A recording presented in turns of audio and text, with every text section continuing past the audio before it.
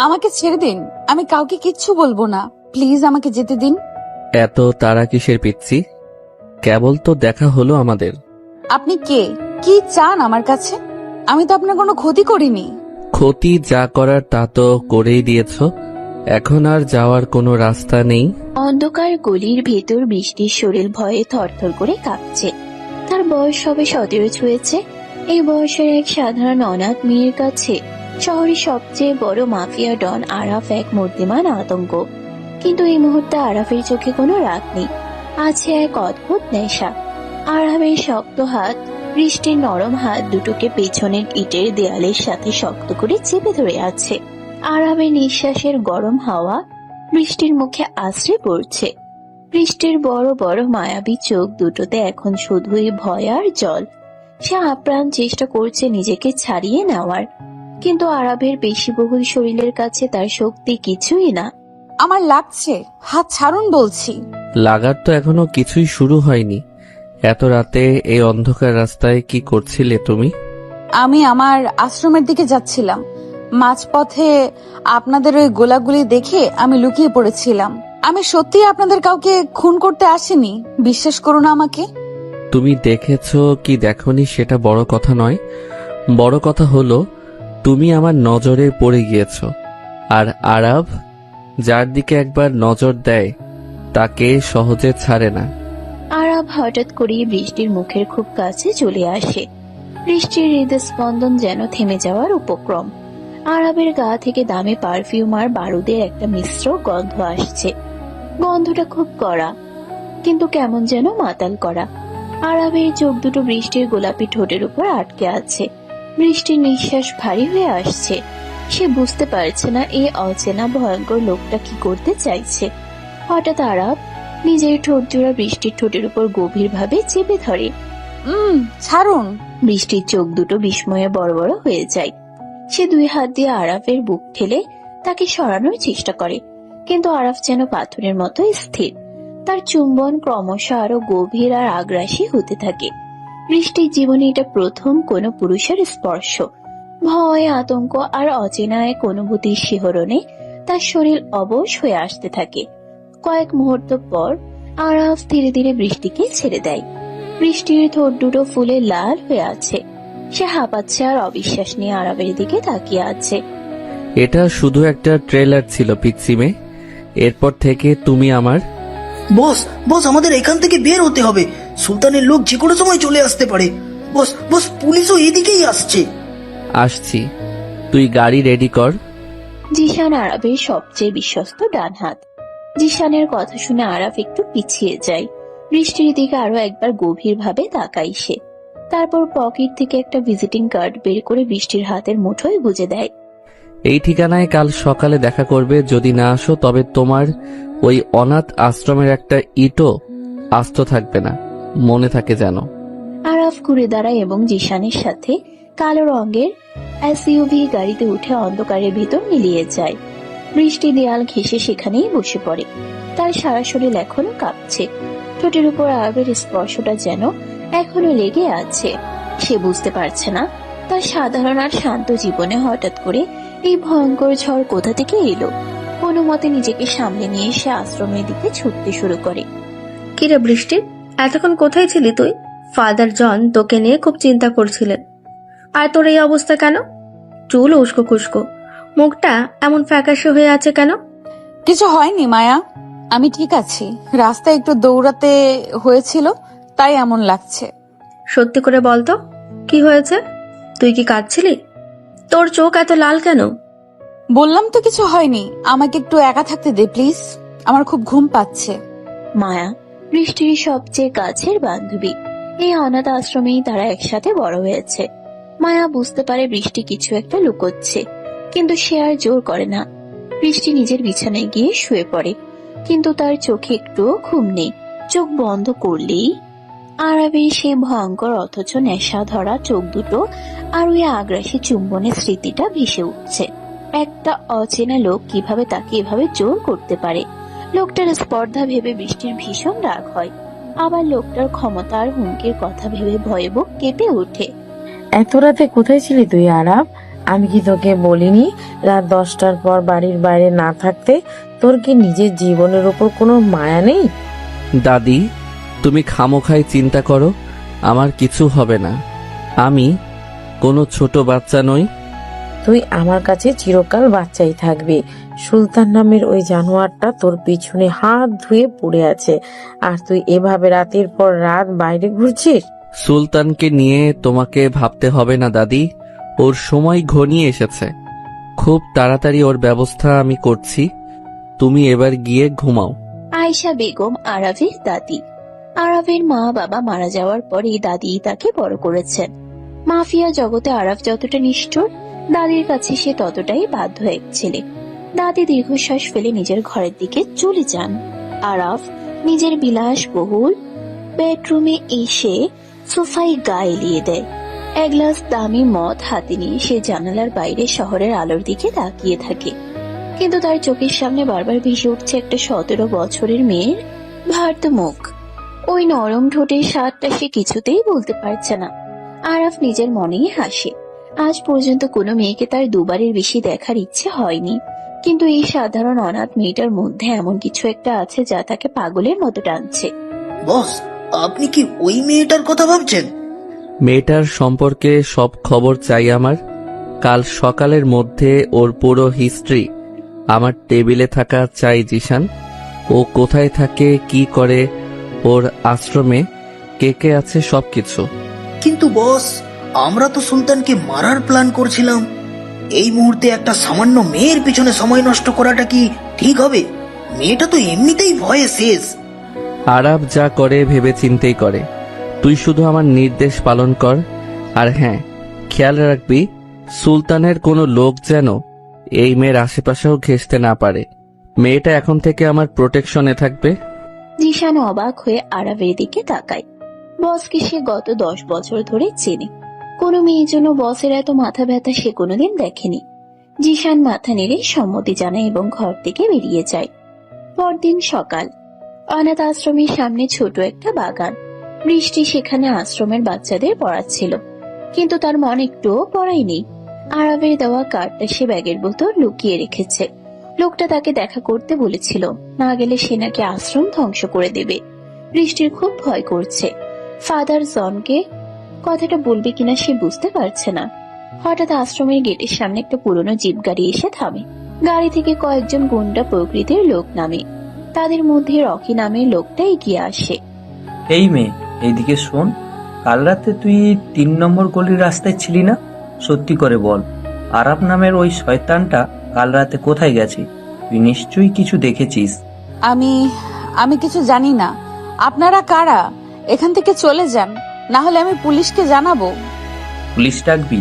এত বড় সাহস তোর! চল আমাদের সাথে। সুলতান ভাই তোর সাথে একটু কথা বলবে। তুই আরাবের খবর না দেওয়া পর্যন্ত তোকে আমরা ছাড়বো না। রকি বৃষ্টির হাত ধরে জোর করে টানতে শুরু করে। আশ্রমের বাচ্চারা ভয়ে কাঁদতে শুরু করে। মায়া আর ফাদার জন ছুটে আসে, কিন্তু রকির সাঙ্গপাঙ্গরা তাদের আটকে দেয়। বৃষ্টি চিৎকার করে বাঁচার চেষ্টা করে। রকি তাকে প্রায় টেনে হিঁচড়ে জিপের দিকে নিয়ে যাচ্ছে। ঠিক তখনই আশ্রমের গেট দিয়ে তীব্র গতিতে একটা কালো এসইউভি গাড়ি ঢুকে পড়ে। সজোরে ব্রেক কষে গাড়িটা জিপটার ঠিক সামনে এসে থামে। গাড়ির দরজা খুলে বেরিয়ে আসে আরাফ। তার চোখে এখন আক্ষরিক অর্থেই আগুন জ্বলছে। ওর গায়ে হাত দেওয়ার সাহস তোকে কে দিল রে কুত্তার বাচ্চা? আরাব ভাই, আপনি এখানে? আরাফ কোনো কথা না বলে সোজা রকির দিকে এগিয়ে যায়। এক নিমিষে নিজের পকেট থেকে বন্দুক বের করে রকির হাঁটুর ঠিক নিচে গুলি চালিয়ে দেয়। রকি যন্ত্রণায় চিৎকার করে মাটিতে লুটিয়ে পড়ে। রকির সঙ্গীরা ভয় পেয়ে যে যার মতো পালাতে শুরু করে। রকির সঙ্গীরা ভয় পেয়ে যে যার মতো পালাতে শুরু করে। আরাফ তাদের দিকে আর ফিরেও তাকায় না। সে ধীর পায়ে বৃষ্টির দিকে এগিয়ে আসে। বৃষ্টি ভয়ে আর আতঙ্কে কাঁপতে কাঁপতে মাটিতে বসে পড়েছে। আরাফ হাঁটু ঘেরে বৃষ্টির সামনে বসে। তোমাকে না বলেছিলাম আমার সাথে দেখা করতে? আমার কথা অমান্য করার শাস্তি কি হতে পারে সেটা কি তুমি জানো না পিচ্ছি? আমি যেতে চেয়েছিলাম, কিন্তু এরা হঠাৎ করে এসে আমাকে। একদম চুপ, আর একটা কথাও না। আরাফ হঠাৎ করে বৃষ্টিকে দুই হাতে পাজাকুলা করে কোলে তুলে নেয়। সবার সামনে দিয়ে সে বৃষ্টিকে নিয়ে নিজের গাড়ির দিকে এগোতে থাকে। ফাদার জন বা মায়া কারো সাহস হলো না আরাফকে বাধা দেওয়ার। গাড়ির পেছনের সিটে বৃষ্টিকে বসিয়ে আরাফ নিজেও পাশে বসে। জিশান গাড়ি স্টার্ট দেয়। আমাকে কোথায় নিয়ে যাচ্ছেন? আমাকে নামিয়ে দিন, আমি আপনার সাথে কোথাও যাব না। চুপচাপ বসে থাকো। আজ থেকে তুমি সেখানেই থাকবে যেখানে আমি চাইবো। তোমার এই আশ্রম আর তোমার জন্য নিরাপদ নয়। আপনি খুব খারাপ মানুষ, আমি আপনাকে ঘৃণা করি। কাল রাতে আপনি আমার সাথে জোর জবরদস্তি করেছেন, আর আজ আমাকে জোর করে তুলে নিয়ে যাচ্ছেন। আমি সুযোগ পেলে আপনাকে খুন করে ফেলবো। আরাফ বৃষ্টির এই রাগান্বিত চেহারার দিকে তাকিয়ে মুচকি হাসে। মেয়েটার চোখে জল, অথচ মুখে কত তেজ। আরাফ আস্তে করে বৃষ্টির একটা হাত নিজের হাতের মুঠোয় নিয়ে নেয়। বৃষ্টির হাতটা ছাড়িয়ে নেওয়ার অনেক চেষ্টা করেও পারে না। আরাফের হাতের স্পর্শে বৃষ্টির শরীরে আবারও সেই অদ্ভুত শিহরণটা খেলে যায়। সে বুঝতে পারছে এই ভয়ঙ্কর সুন্দর মানুষটার হাত থেকে তার আর কোনো মুক্তি নেই। ঘৃণা করো? বেশ তো করো, তবে একটা কথা মনে রেখো পিচ্ছি, আরবের দুনিয়ায় একবার যে ঢোকে সে আর কখনো নিজের ইচ্ছায় বের হতে পারে না। তুমি আমাকে ঘৃণা করেই কাটিয়ে দাও, আর আমি তোমাকে নিজের করে নেওয়ার খেলাটা উপভোগ করি। আপনি একটা পাগল, একটা অমানুষ। আরাফ আর কোনো কথা বলে না। সে বৃষ্টির কাঁধে নিজের মাথাটা হেলিয়ে দিয়ে চোখ বন্ধ করে নেয়। আমাকে ছেড়ে দিন বলছি। আপনি আমাকে কোথায় নিয়ে যাচ্ছেন? আমি আপনার সাথে কোথাও যাব না। গাড়ি থামান। এত ছটফট করছো কেন পিচ্ছি মেয়ে? শান্ত হয়ে বসো। আরবের গাড়িতে একবার যে ওঠে সে নিজের ইচ্ছায় নামতে পারে না। আপনি একটা অমানুষ, একটা জানোয়ার। আমি সুযোগ পেলে গাড়ি থেকে লাফ দেব, তবুও আপনার মতো একজন খুনির সাথে যাব না। লাভ দেওয়ার চেষ্টা করে দেখতে পারো, তবে হাত পা ভাঙলে এই আরবি তোমাকে কোলে করে নিজের বিছানায় নিয়ে তুলবে। তখন কিন্তু কোনো ছাড় পাবে না। আরাবের কথা শুনে বৃষ্টির সারা শরীর ভয়ে আর রাগে কেঁপে ওঠে। সে গাড়ির দরজার হাতল ধরে টানাটানি করতে থাকে, কিন্তু দরজা ভেতর থেকে লক করা। আরাফ খুব শান্ত ভঙ্গিতে সিটে হেলান দিয়ে বসে আছে, আর এক দৃষ্টে বৃষ্টির এই পাগলামি দেখছে। মেয়েটার ফর্সা মুখটা রাগে একদম লাল হয়ে গেছে। বাতাসে ওর চুলগুলো উড়ে এসে আরাফের মুখে লাগছে। আরাফ গভীর একটা নিঃশ্বাস নিয়ে বৃষ্টির চুলের মিষ্টি গন্ধটা নিজের ভেতর টেনে নেয়। বৃষ্টির এই অসহায় রাগটা আরাফের ভেতরে এক অদ্ভুত নেশা তৈরি করছে। জিশান নীরবে গাড়ি চালিয়ে যাচ্ছে। সে জানে এখন বসের কোনো কথাই নাক গলানো ঠিক হবে না। আপনি আমার সাথে এমন কেন করছেন? আমি তো খুব সাধারণ একটা মেয়ে। আপনাদের এই অন্ধকার জগতের কিছুই আমি জানি না। আমাকে আমার আশ্রমে ফিরে যেতে দিন। আশ্রমের ওই ভাঙা ঘরে তোমার জায়গা আর নেই। তোমার জায়গা এখন শুধু আরবের বুকে।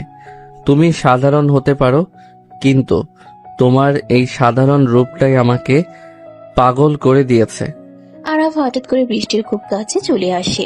তার এক হাত বৃষ্টির কোমরে শক্ত করে জড়িয়ে ধরে তাকে নিজের বুকের সাথে মিশিয়ে নেয়। বৃষ্টি দুই হাত দিয়ে আরাফের বুক ঠেলে নিজেকে ছাড়ানোর আপ্রাণ চেষ্টা করে, কিন্তু আরাফের পেশি বহুল শক্ত শরীরের কাছে সে একদমই দুর্বল।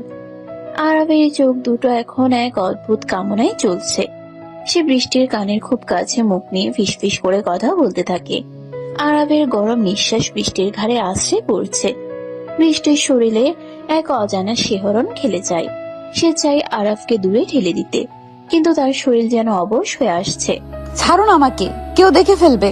আমার গাড়ির ভেতর দেখার কেউ নেই, আর দেখলেও আমার কিছু যায় আসে না। তুমি আমার, শুধু আমার। কথা শেষ করেই আরাফ নিজের ঠোঁট জোড়া বৃষ্টির নরম ঠোঁটের উপর গভীরভাবে চেপে ধরে।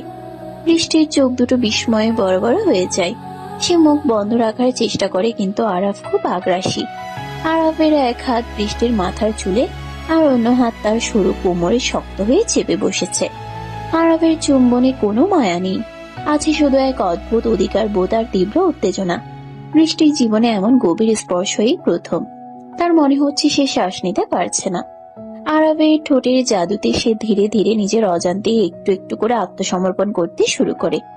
বেশ কিছুক্ষণ পর আরাফ তাকে ছেড়ে দেয়। বৃষ্টির ঠোঁট দুটো ফুলে লাল হয়ে গেছে। সে আরাফের বুকে মাথা রেখে জোরে জোরে হাঁপাচ্ছে।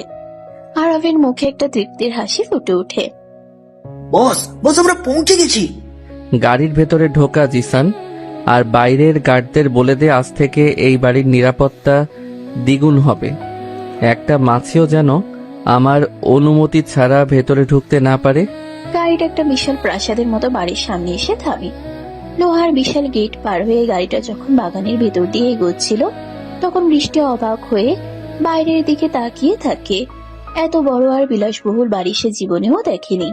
চারিদিকে সারি সারি পাহারাদার হাতে বন্দুক নিয়ে দাঁড়িয়ে আছে। আরাফ নিজে গাড়ি থেকে নেমে বৃষ্টির দিকে দরজাটা খুলে দেয়। বৃষ্টি নামতে না চাইলে আরাফ এক ঝটকায় তাকে কোলে তুলে নেয়।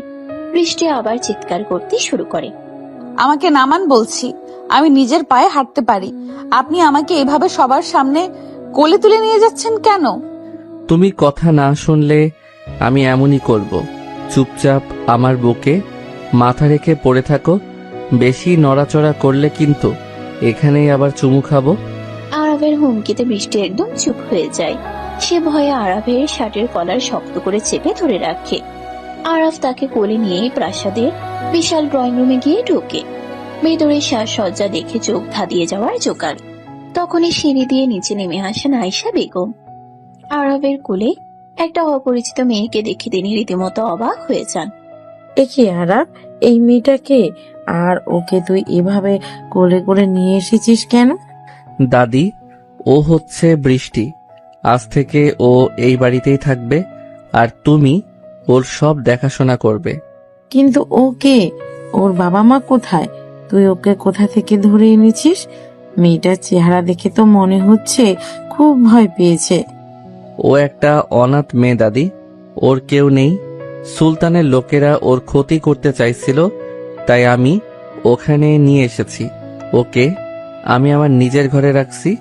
না, আমি আপনার ঘরে থাকবো না। আমাকে অন্য ঘরে থাকতে দিন। আমি আপনাদের কাউকেই চিনি না। আরাফ বৃষ্টির কথায় কোনো কান দেয় না। সে সোজা সিঁড়ি ভেঙে দোতলায় নিজের ঘরের দিকে এগোতে থাকে। আয়েশা বেগম অবাক হয়ে জিসানের দিকে তাকান। জিসান মাথা নিচু করে শুধু এতটুকুই বোঝায় যে বসের এই সিদ্ধান্তে কারোর কিছু বলার নেই। আরাফ নিজের বিশাল বেডরুমে ঢুকে দরজাটা পা দিয়ে আটকে দেয়। তারপর বৃষ্টিকে নরম বিছানার উপর ছুঁড়ে ফেলে। বৃষ্টি ভয়ে বিছানার এক কোণায় গুটিসুটি মেরে বসে পড়ে।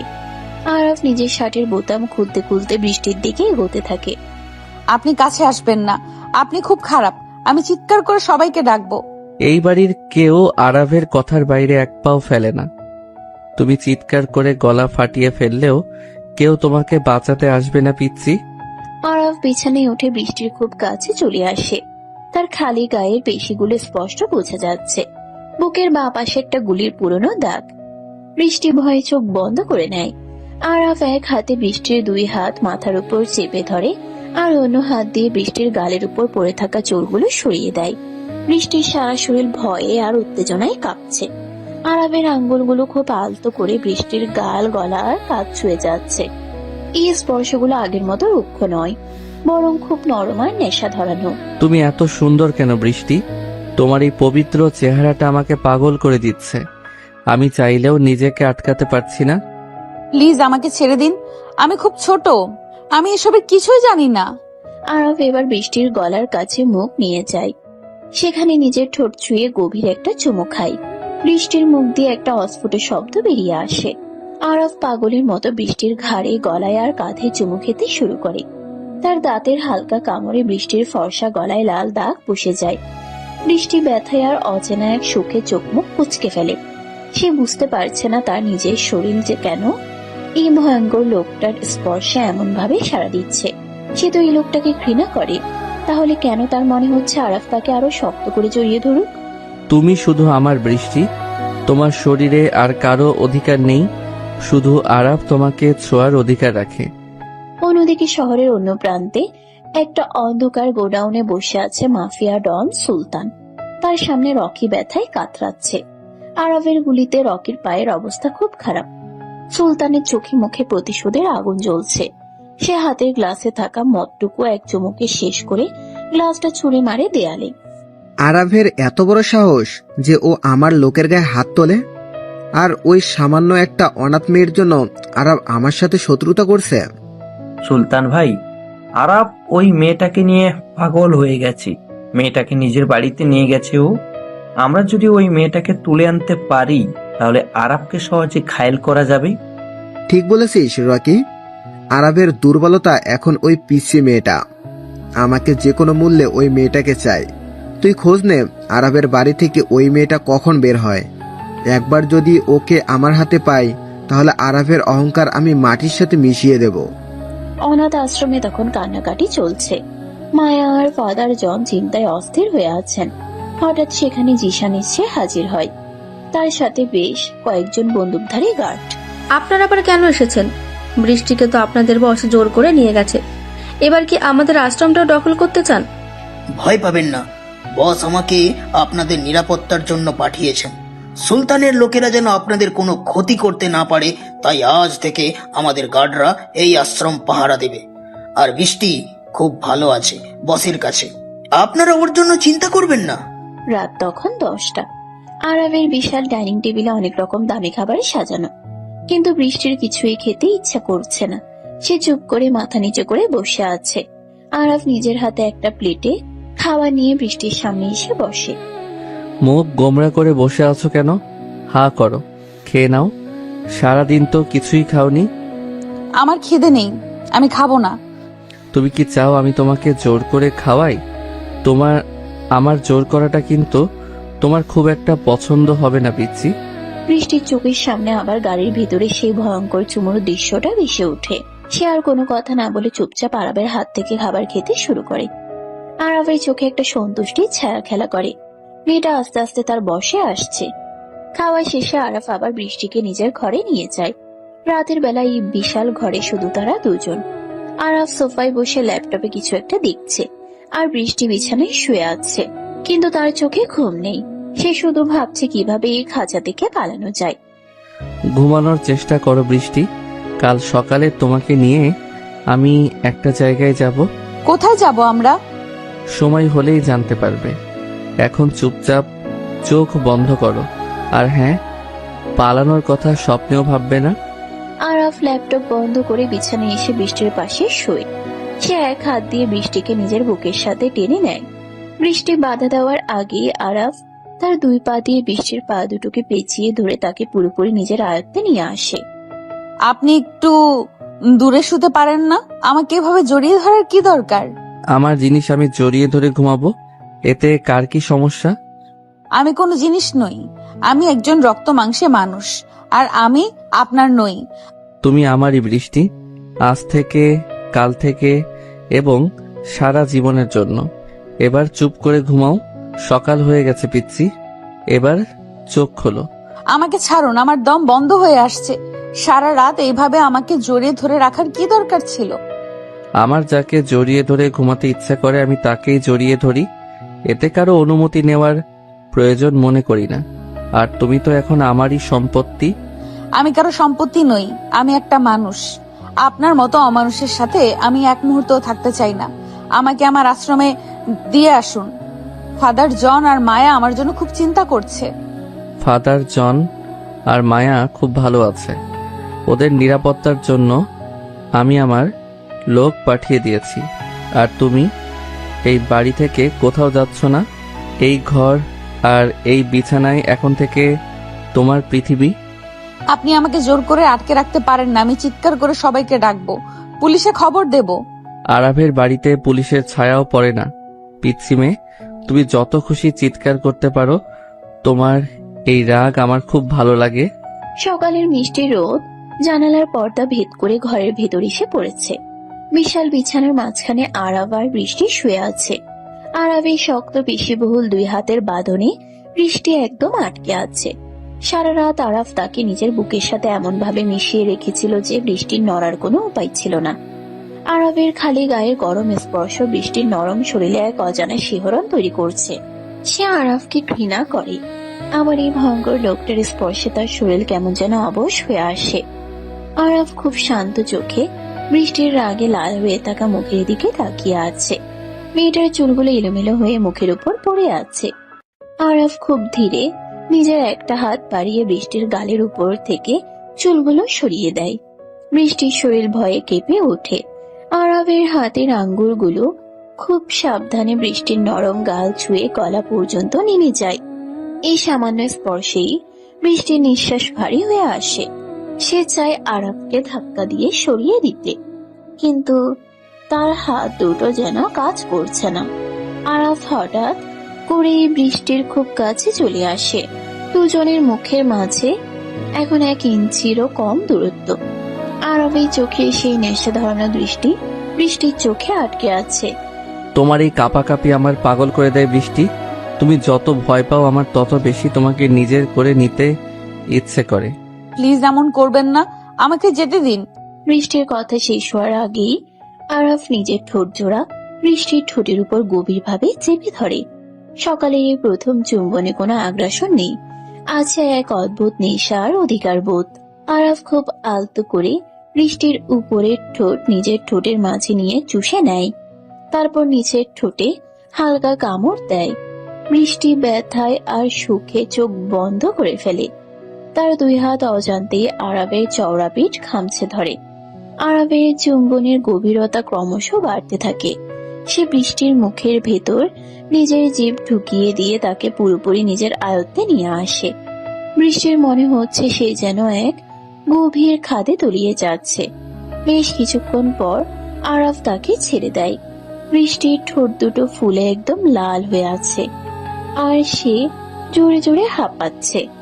আরাফ মুচকি হেসে বৃষ্টির কপালে একটা চুমু খায়, তারপর বিছানা থেকে উঠে বাথরুমের দিকে চলে যায়। বৃষ্টি স্তব্ধ হয়ে বিছানায় বসে থাকে। তার নিজের উপর খুব রাগ হচ্ছে। কেন সে ওই লোকটাকে বাধা দিতে পারলো না? কেন তার স্পর্শ এত ভালো লাগছে? বস, সব রেডি। সুলতানের গোডাউনের ওপর আমাদের লোক নজর রাখছে। রকি কাল রাতের পর থেকে আর বের হয়নি। রকিকে নিয়ে আমার কোনো মাথা ব্যথা নেই, আমার চাই সুলতানকে। তুই সব গার্ডদের অ্যালার্ট রাখবি। আমি আজ বৃষ্টিকে নিয়ে একটু বাইরে যাব। কিন্তু বস, এখন বাইরে যাওয়াটা কি ঠিক হবে? সুলতান খুব রেগে আছে, ও যে কোনো সময় হামলা করতে পারে। আরাফ কাউকে ভয় পায় না জিশান। আমি আমার পিচ্চি মেয়েটাকে নিয়ে আজ সারাদিন বাইরে কাটাবো। তুই শুধু আমাদের নিরাপত্তার বিষয়টা দেখবি। আর হ্যাঁ, গাড়ি তুই চালাবি, অন্য কাউকে আমি বিশ্বাস করি না। জিশান মাথা নেড়ে সম্মতি জানায় এবং ড্রয়িং রুম থেকে বেরিয়ে যায়। আরাফ তৈরি হয়ে ডাইনিং টেবিলে বসে কফি খাচ্ছে। এমন সময় আয়েশা বেগম সেখানে আসেন। তার চোখে মুখে গভীর চিন্তার ছাপ। তিনি আরাবের পাশে বসে আরাবের মাথায় হাত রাখেন। আরাফ কফির মগ নামিয়ে রেখে দাদির দিকে তাকায়। তুই মেয়েটাকে নিয়ে কি ভাবছিস আরাফ? মেয়েটা খুব ছোট, আর ও আমাদের জগতের কেউ নয়। ওকে এভাবে জোর করে আটকে রাখাটা কি ঠিক হচ্ছে? দাদি, তুমি তো জানো আমি যা চাই তা আমি পাই। বৃষ্টিকে আমার প্রথম দেখাতেই পছন্দ হয়েছে। ও এখন শুধু আমার। তুমি শুধু ওর খেয়াল রাখবে, ওকে যেন কেউ কোনো কষ্ট না দেয়। কিন্তু মেয়েটা তো সারাক্ষণ শুধু কাঁদছে। ও ওর আশ্রয়ে ফিরে যেতে চায়। তুই ওকে জোর করে ভালোবাসা শেখাতে পারবি না। ভালোবাসা মন থেকে আসে। আমি ওকে ভালোবাসা শেখাবো দাদি। আমার ভালোবাসার আগুনে ও এমনভাবে পুড়বে যে ও নিজেই আমাকে ছাড়া আর কিছু ভাবতে পারবে না। তুমি শুধু দেখতে থাকো। আয়েশা বেগম দীর্ঘশ্বাস ফেলে উঠে চলে যান। তিনি জানেন আরাফকে বোঝানো অসম্ভব। আরাফ যেটা একবার জেদ ধরে সেটা সে করেই ছাড়ে। কিছুক্ষণ পর বৃষ্টি ড্রয়িং রুমে আসে। আয়েশা বেগম তাকে একটা সুন্দর গোলাপি রঙের সালোয়ার কামিজ পরতে দিয়েছেন। ফর্সা চেহারায় গোলাপি রঙে বৃষ্টিকে একদম পরীর মতো লাগছে। আরাফ এক দৃষ্টি বৃষ্টির দিকে তাকিয়ে থাকে। মেয়েটার সাধারণ রূপ তাকে বারবার মুগ্ধ করে। বৃষ্টি মাথা নিচু করে ডাইনিং টেবিলের এক কোণায় এসে বসে। সে আরাফের দিকে তাকাতেও ভয় পাচ্ছে। খেয়ে নাও তাড়াতাড়ি, আমরা বের হব। আমি কোথাও যাব না আপনাদের সাথে, আমাকে আমার ঘরে থাকতে দিন। আমি তোমাকে প্রশ্ন করিনি বৃষ্টি, আমি নির্দেশ দিয়েছি। আমার কথা অমান্য করলে ফল খুব খারাপ হবে, সেটা তুমি ভালো করেই জানো। বৃষ্টির চোখের সামনে আবার সেই ভয়ঙ্কর দৃশ্যগুলো ভেসে ওঠে। সে চুপচাপ খাবার খেতে শুরু করে। খাওয়া শেষ হলে আরাফ বৃষ্টির হাত ধরে টানতে টানতে গাড়ির দিকে নিয়ে যায়। জিশান আগে থেকে গাড়ি রেডি করে রেখেছিল। আরাফ বৃষ্টিকে নিয়ে পিছনের সিটে বসে। জিশান গাড়ি স্টার্ট দেয়। গাড়িটা শহরের কোলাহল ছাড়িয়ে অনেক দূর গ্রামের দিকে এগোতে থাকে। রাস্তার দুই পাশে সবুজ গাছপালা আর খোলা মাঠ। বৃষ্টির খুব ভালো লাগছে। সে জানালা দিয়ে বাইরের দিকে তাকিয়ে আছে। আরাফ এক দৃষ্টে বৃষ্টির মুখের দিকে তাকিয়ে আছে। বাতাসে বৃষ্টির চুলগুলো উড়ে আরাফের মুখে লাগছে। আরাফ খুব ধীরে নিজের এক হাত বাড়িয়ে বৃষ্টির কোমর জড়িয়ে ধরে তাকে নিজের বুকের কাছে টেনে নেয়। কি করছেন? ছাড়ুন আমাকে। সামনে জিসান ভাই বসে আছে। জিশান সামনের দিকে তাকিয়ে গাড়ি চালাচ্ছে। সে পেছনের দিকে তাকায় না, আর তাকালেও আমার কিছু যায় আসে না। তুমি আমার বউ, তোমাকে আমি যখন খুশি তখন ছুতে পারি। আমি আপনার বউ নই, আপনি আমাকে জোর করে তুলে এনেছেন। জোর করে তুলে এনেছি ঠিকই, কিন্তু বউ আমি তোমাকেই বানাবো পিচ্ছি। খুব তাড়াতাড়ি আমাদের বিয়ে হবে। বিয়ের কথা শুনে বৃষ্টির বুকটা ধক করে ওঠে। এই ভয়ঙ্কর মাফিয়া ডনকে বিয়ে করার কথা সে স্বপ্নেও ভাবতে পারে না। সে আরাফের হাত ছাড়ানোর চেষ্টা করে, কিন্তু আরাফের শক্ত হাতের বাঁধন খোলা তার পক্ষে অসম্ভব। আরাফ হঠাৎ করে বৃষ্টির গলার কাছে মুখ নিয়ে যায়। সেখানে খুব আলতো করে নিজের ঠোঁট ছোঁয়ায়। বৃষ্টির শরীর কাটা দিয়ে ওঠে। আরাফ বৃষ্টির ফর্সা গলায় একের পর এক চুমু খেতে শুরু করে। তার গরম নিঃশ্বাস বৃষ্টির শরীরে এক অদ্ভুত উন্মাদনা তৈরি করছে। আরাফের হাত বৃষ্টির কোমরের উপর থেকে ধীরে ধীরে উপরের দিকে উঠতে থাকে। বৃষ্টি ভয়ে আরাফের শার্ট খামচে ধরে। প্লিজ এমন করবেন না, আমার ভয় করছে। ভয়ের কিছু নেই পিচ্ছি। আমাকে নিজের ভেতর অনুভব করতে শেখো। আমি তোমাকে কোনো কষ্ট দেব না। আরাফ বৃষ্টির একটা হাত নিজের হাতের মুঠোয় নিয়ে শক্ত করে চেপে ধরে। তারপর নিজের ঠোঁট জোড়া আবার বৃষ্টির ঠোঁটের উপর রাখে। এবারে চুম্বন আগের চেয়ে অনেক বেশি গভীর আর আগ্রাসী। আরবের একটা হাত বৃষ্টির পিঠের উপর দিয়ে গিয়ে ঘাড়ের কাছে শক্ত হয়ে চেপে বসেছে। অন্য হাতটা বৃষ্টির শরীরের বিভিন্ন জায়গায় ঘুরে বেড়াচ্ছে। বৃষ্টির মনে হচ্ছে তার শরীরের ভেতরে সব রক্ত যেন মাথায় উঠে আসছে। সে আর নিজেকে সামলাতে না পেরে আরবের গলা জড়িয়ে ধরে। আরবের ঠোঁটের প্রতিটি নড়াচড়ার সাথে বৃষ্টিও সাড়া দিতে শুরু করে। দুজনের এই তীব্র ঘনিষ্ঠতায় গাড়ির ভেতরের পরিবেশ একদম গরম হয়ে ওঠে। জিশান বুঝতে পারে পিছনে কি হচ্ছে, তাই সে গাড়ির আয়নাটা অন্যদিকে ঘুরিয়ে দেয়। খবর কি রকি? আরাফ কোথায় এখন? ভাই, আমাদের লোক খবর দিয়েছে আরাব ওই মেয়েটাকে নিয়ে শহরের বাইরে একটা বাগান বাড়ির দিকে যাচ্ছে। সাথে শুধু জিশান আর 2টা গার্ড আছে। এটাই মক্ষম সুযোগ ভাই। দারুণ খবর। তুই এখনই আমাদের সব লোক নিয়ে ওই বাগান বাড়ির দিকে রওনা হ। আরাবকে আজ আমি শেষ করে দেব, আর ওই মেয়েটাকে তুলে আনবে। আরাবের চোখের সামনে আমি ওই মেয়েটাকে শেষ করব। সুলতানের চোখে মুখে এক ভয়ঙ্কর নিষ্ঠুর হাসি ফুটে ওঠে। সে নিজের রিভলভারে গুলি লোড করতে শুরু করে। অন্যদিকে আরাবের গাড়ি একটা বিশাল সুন্দর বাগান বাড়ির সামনে এসে থামে। চারদিকে প্রচুর গাছপালা আর মাঝখানে একটা সুন্দর কাঠের দোতলা বাড়ি। আরাফ গাড়ি থেকে নেমে বৃষ্টির দিকে দরজা খুলে দেয়। বৃষ্টি গাড়ি থেকে নেমে চারিদিকে সৌন্দর্য দেখে মুগ্ধ হয়ে যায়। সে জীবনেও এত সুন্দর জায়গা দেখেনি। জায়গাটা পছন্দ হয়েছে পিচ্ছি? খুব সুন্দর জায়গা। এখানে কে থাকে? কেউ থাকে না। এটা শুধু আমার আর তোমার জন্য। যখন শহরের কোলাহল ভালো লাগবে না, তখন আমরা এখানে এসে থাকবো। আরাফ বৃষ্টির হাত ধরে কাঠের বাড়িটার ভেতর নিয়ে যায়। ভেতরের সাজসজ্জা খুব সাধারণ, কিন্তু আভিজাত্যের ছোঁয়া আছে। বড় একটা বসার ঘর আর তার সাথে লাগোয়া একটা বেডরুম। আরাফ বৃষ্টিকে নিয়ে সোফায় বসে। সে পকেট থেকে একটা ছোট মখমলের বাক্স বের করে। বাক্সটা খুলে সে বৃষ্টির সামনে ধরে। ভেতরে একটা খুব সুন্দর হীরার আংটি। তোমার জন্য নিয়ে এসেছি। হাতটা বাড়াও। না, আমি এটা পড়তে পারবো না। এটা খুব দামি। আরাবের দেওয়া জিনিস কেউ ফিরিয়ে দিতে পারে না বৃষ্টি। চুপচাপ হাত বাড়াও। বৃষ্টি ভয়ে কাঁপা কাঁপা হাতটা বাড়িয়ে দেয়। আরাফ খুব সাবধানে আংটিটা বৃষ্টির অনামিকায় পরিয়ে দেয়। হীরার পাথরটা আলোর ছটায় চিকচিক করে ওঠে।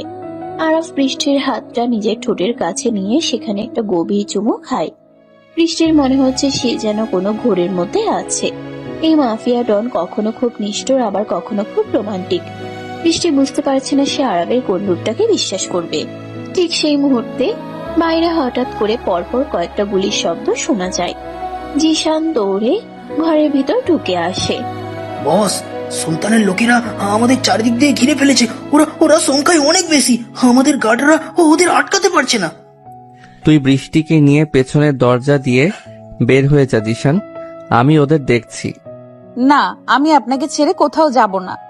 ওরা আপনাকে মেরে ফেলবে। বৃষ্টি হঠাৎ করে আরাফকে শক্ত করে জড়িয়ে ধরে। আরাফ অবাক হয়ে বৃষ্টির দিকে তাকায়।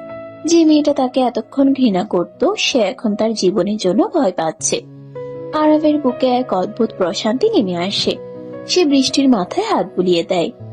আমার কিছু হবে না পিচ্ছি, আমি খুব তাড়াতাড়ি তোমার কাছে ফিরে আসব। তুই ওকে নিয়ে যা জিশান। জিশান বৃষ্টিকে জোর করে টেনে পেছনে দরজার দিকে নিয়ে যায়। বৃষ্টি কাঁদতে কাঁদতে আরাফের দিকে তাকিয়ে থাকে। আরাফ নিজের রিভলভার বের করে দরজার দিকে এগিয়ে যায়। তার চোখে এখন আবার সেই পুরনো মাফিয়া ডনের ভয়ঙ্কর দৃষ্টি। সে আজ সুলতানের সব লোককে শেষ করে দেবে। আরাব, সাবধানে থাকবেন প্লিজ। গাড়ি ঘোরান জিসান ভাই। ওনাকে ওখানে একা ফেলে আসাটা ঠিক হয়নি। ওরা সংখ্যায় অনেক বেশি ছিল। ওনার কিছু হয়ে গেলে আমি নিজেকে ক্ষমা করতে পারবো না। বসের নির্দেশ ছাড়া আমি গাড়ি ঘোরাতে পারবো না বৃষ্টি। আমার প্রথম দায়িত্ব হলো আপনাকে নিরাপদে বাড়িতে পৌঁছে দেওয়া। বস নিজের খেয়াল খুব ভালো করেই রাখতে পারেন। পেছনের সিটে বসে বৃষ্টির দু চোখ বেয়ে অনবরত জল পড়ছে। যে মানুষটাকে সে আজ সকালেও পৃথিবীর সবচেয়ে বেশি ঘৃণা করত, এখন সেই মানুষটার জন্যই তার বুকের ভেতরটা কেমন যেন দুমড়ে মুচড়ে যাচ্ছে। আরবের ওই শক্ত আলিঙ্গন আর শেষবারের মতো বলা কথাগুলো বৃষ্টির কানে বারবার বাজছে। জিশান খুব দ্রুত গতিতে গাড়ি চালিয়ে হাইওয়েতে উঠে এসেছে। পেছনের আয়নায় সে দেখতে পাচ্ছে বৃষ্টির অস্থিরতা। একটা সাধারণ অনাথ মেয়ে, যে কিনা মাফিয়া ডন আরাফকে ভয় পেত, সে আজ আরাফের জন্য কাঁদছে। জিশানের বুঝতে বাকি নেই যে বসের জেদার ভালোবাসা এই মেয়েটার মন গলাতে শুরু করেছে। হঠাৎ পেছনের রাস্তা থেকে দুটো কালো গাড়ি তাদের অনুসরণ করতে শুরু করে। জিশান বুঝতে পারে সুলতানের লোক তাদের পিছু নিয়েছে। সে গাড়ির গতি আরো বাড়িয়ে দেয়। বৃষ্টি পেছনের দিকে তাকিয়ে গাড়ি দুটো দেখতে পেয়ে আরো ভয় পেয়ে যায়। জিসান ভাই, পেছনে কারা আসছে? ওরা কি আমাদের ধরে ফেলবে? আরাব কি ঠিক আছে? আপনি মাথা নিচু করে সিটের নিচে লুকিয়ে পড়ুন বৃষ্টি। ওরা সুলতানের লোক। আমি থাকতে ওরা আপনার একটা চুলও ছিঁড়তে পারবে না, এটা আমি কথা দিলাম। জিশান এক হাতে স্টিয়ারিং ধরে অন্য হাতে নিজের রিভলভার বের করে নেয়। গাড়ি প্রচন্ড গতিতে আঁকাবাঁকা রাস্তা দিয়ে এগোচ্ছে। পিছনের গাড়ি থেকে হঠাৎ গুলি চালানো শুরু হয়। একটা গুলি এসে জিশানের গাড়ির পেছনের কাছে লাগে আর কাঁচটা ঝনঝন করে ভেঙে পড়ে। বৃষ্টি ভয়ে দুই কান চেপে ধরে সিটের নিচে গুটিসুটি মেরে বসে পড়ে। তার সারা শরীর থরথর করে কাঁপছে। সে শুধু চোখ বন্ধ করে ঈশ্বরের কাছে আরাবের জন্য প্রার্থনা করছে। আরাবের ওই মায়াবী মুখটা তার চোখের সামনে বারবার ভেসে উঠছে। জিশান খুব দক্ষ হাতে গাড়ি চালিয়ে একটা সরু গলির ভিতর ঢুকে পড়ে। পিছনের গাড়ি দুটো বড় রাস্তার মোড়ে তাদের হারিয়ে ফেলে। জিশান স্বস্তির নিঃশ্বাস ফেলে সোজা আরাবের প্রাসাদের দিকে গাড়ি ছুটিয়ে দেয়। এ কি বৃষ্টি, তুই একা কেন? আরাব কোথায়? ওর কিছু হয়নি তো? দাদি, ওনাকে ওরা চারদিক থেকে ঘিরে ফেলেছিল। আমাকে বাঁচাতে গিয়ে উনি নিজে ওখানে রয়ে গেছেন। আমার খুব ভয় করছে দাদি। ওনার কিছু হয়ে গেলে আমি বাঁচবো না। আয়েশা বেগম বৃষ্টিকে জড়িয়ে ধরেন। বৃষ্টির কান্না কোনোভাবেই থামছে না। সে দাদির বুকে মুখ লুকিয়ে ফুপিয়ে ফুপিয়ে কাঁদছে। আয়েশা বেগমের চোখও জলে ভিজে ওঠে। তিনি জানেন তার নাতি আরাফ কতটা দুর্ধর্ষ, কিন্তু শত্রুর সংখ্যা যখন অনেক বেশি হয় তখন ভয় তো করবেই। পুরো বাড়িতে একটা থমথমে পরিবেশ। সব গার্ডরা পজিশন নিয়ে দাঁড়িয়ে আছে। জিশান বারবার তার লোকেদের সাথে যোগাযোগ করার চেষ্টা করছে, কিন্তু ওই বাগান বাড়ির দিকে নেটওয়ার্ক সম্পূর্ণ জ্যাম করে রাখা হয়েছে। ড্রয়িং রুমের বিশাল সোফায় বসে বৃষ্টি বারবার শুধু দরজার দিকে তাকাচ্ছে। সময়ের কাঁটা যেন আজ আর এগোতে চাইছে না। দীর্ঘ 2 ঘন্টা পর প্রাসাদের বিশাল লোহার গেট খুলে যায়। একটা ক্ষত বিক্ষত গাড়ি এসে বারান্দার সামনে থামে। গাড়ি থেকে টলতে টলতে নেমে আসে আরাফ। তার সাদা শার্ট রক্তে পুরো ভিজে লাল হয়ে গেছে। বা কাঁধ আর পেটের এক পাশ থেকে ফিনকি দিয়ে রক্ত ঝরছে।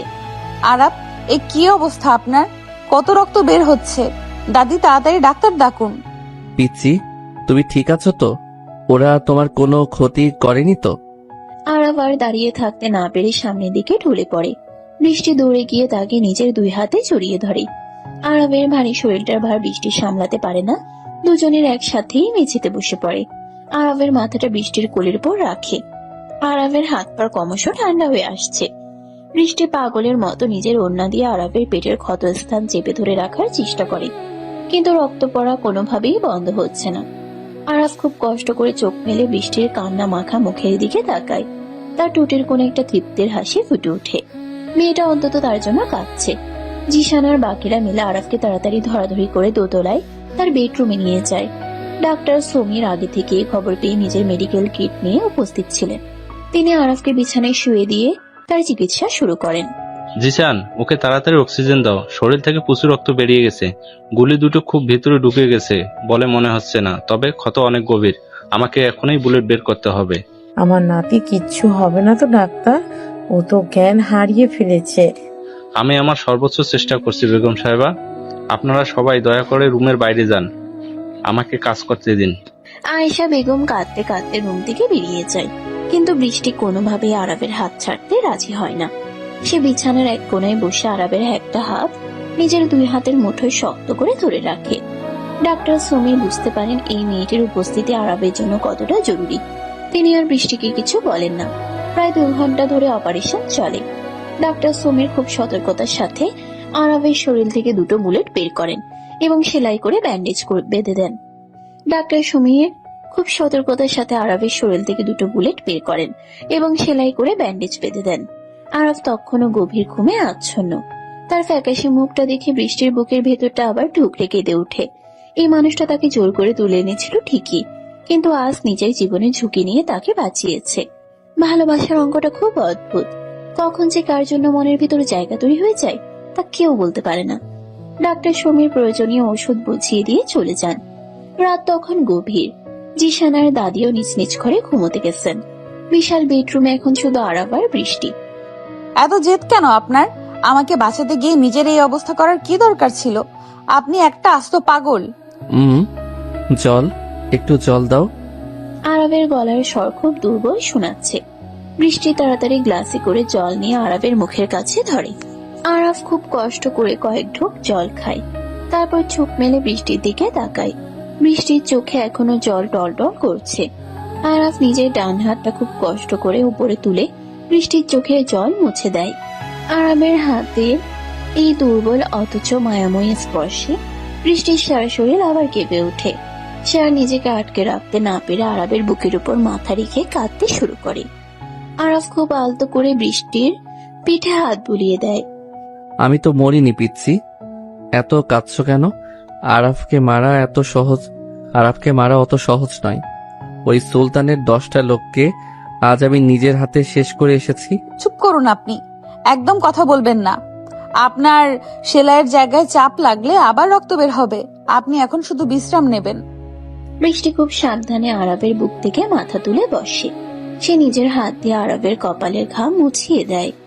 আরাব এক দৃষ্টে বৃষ্টির চোখের দিকে তাকিয়ে আছে।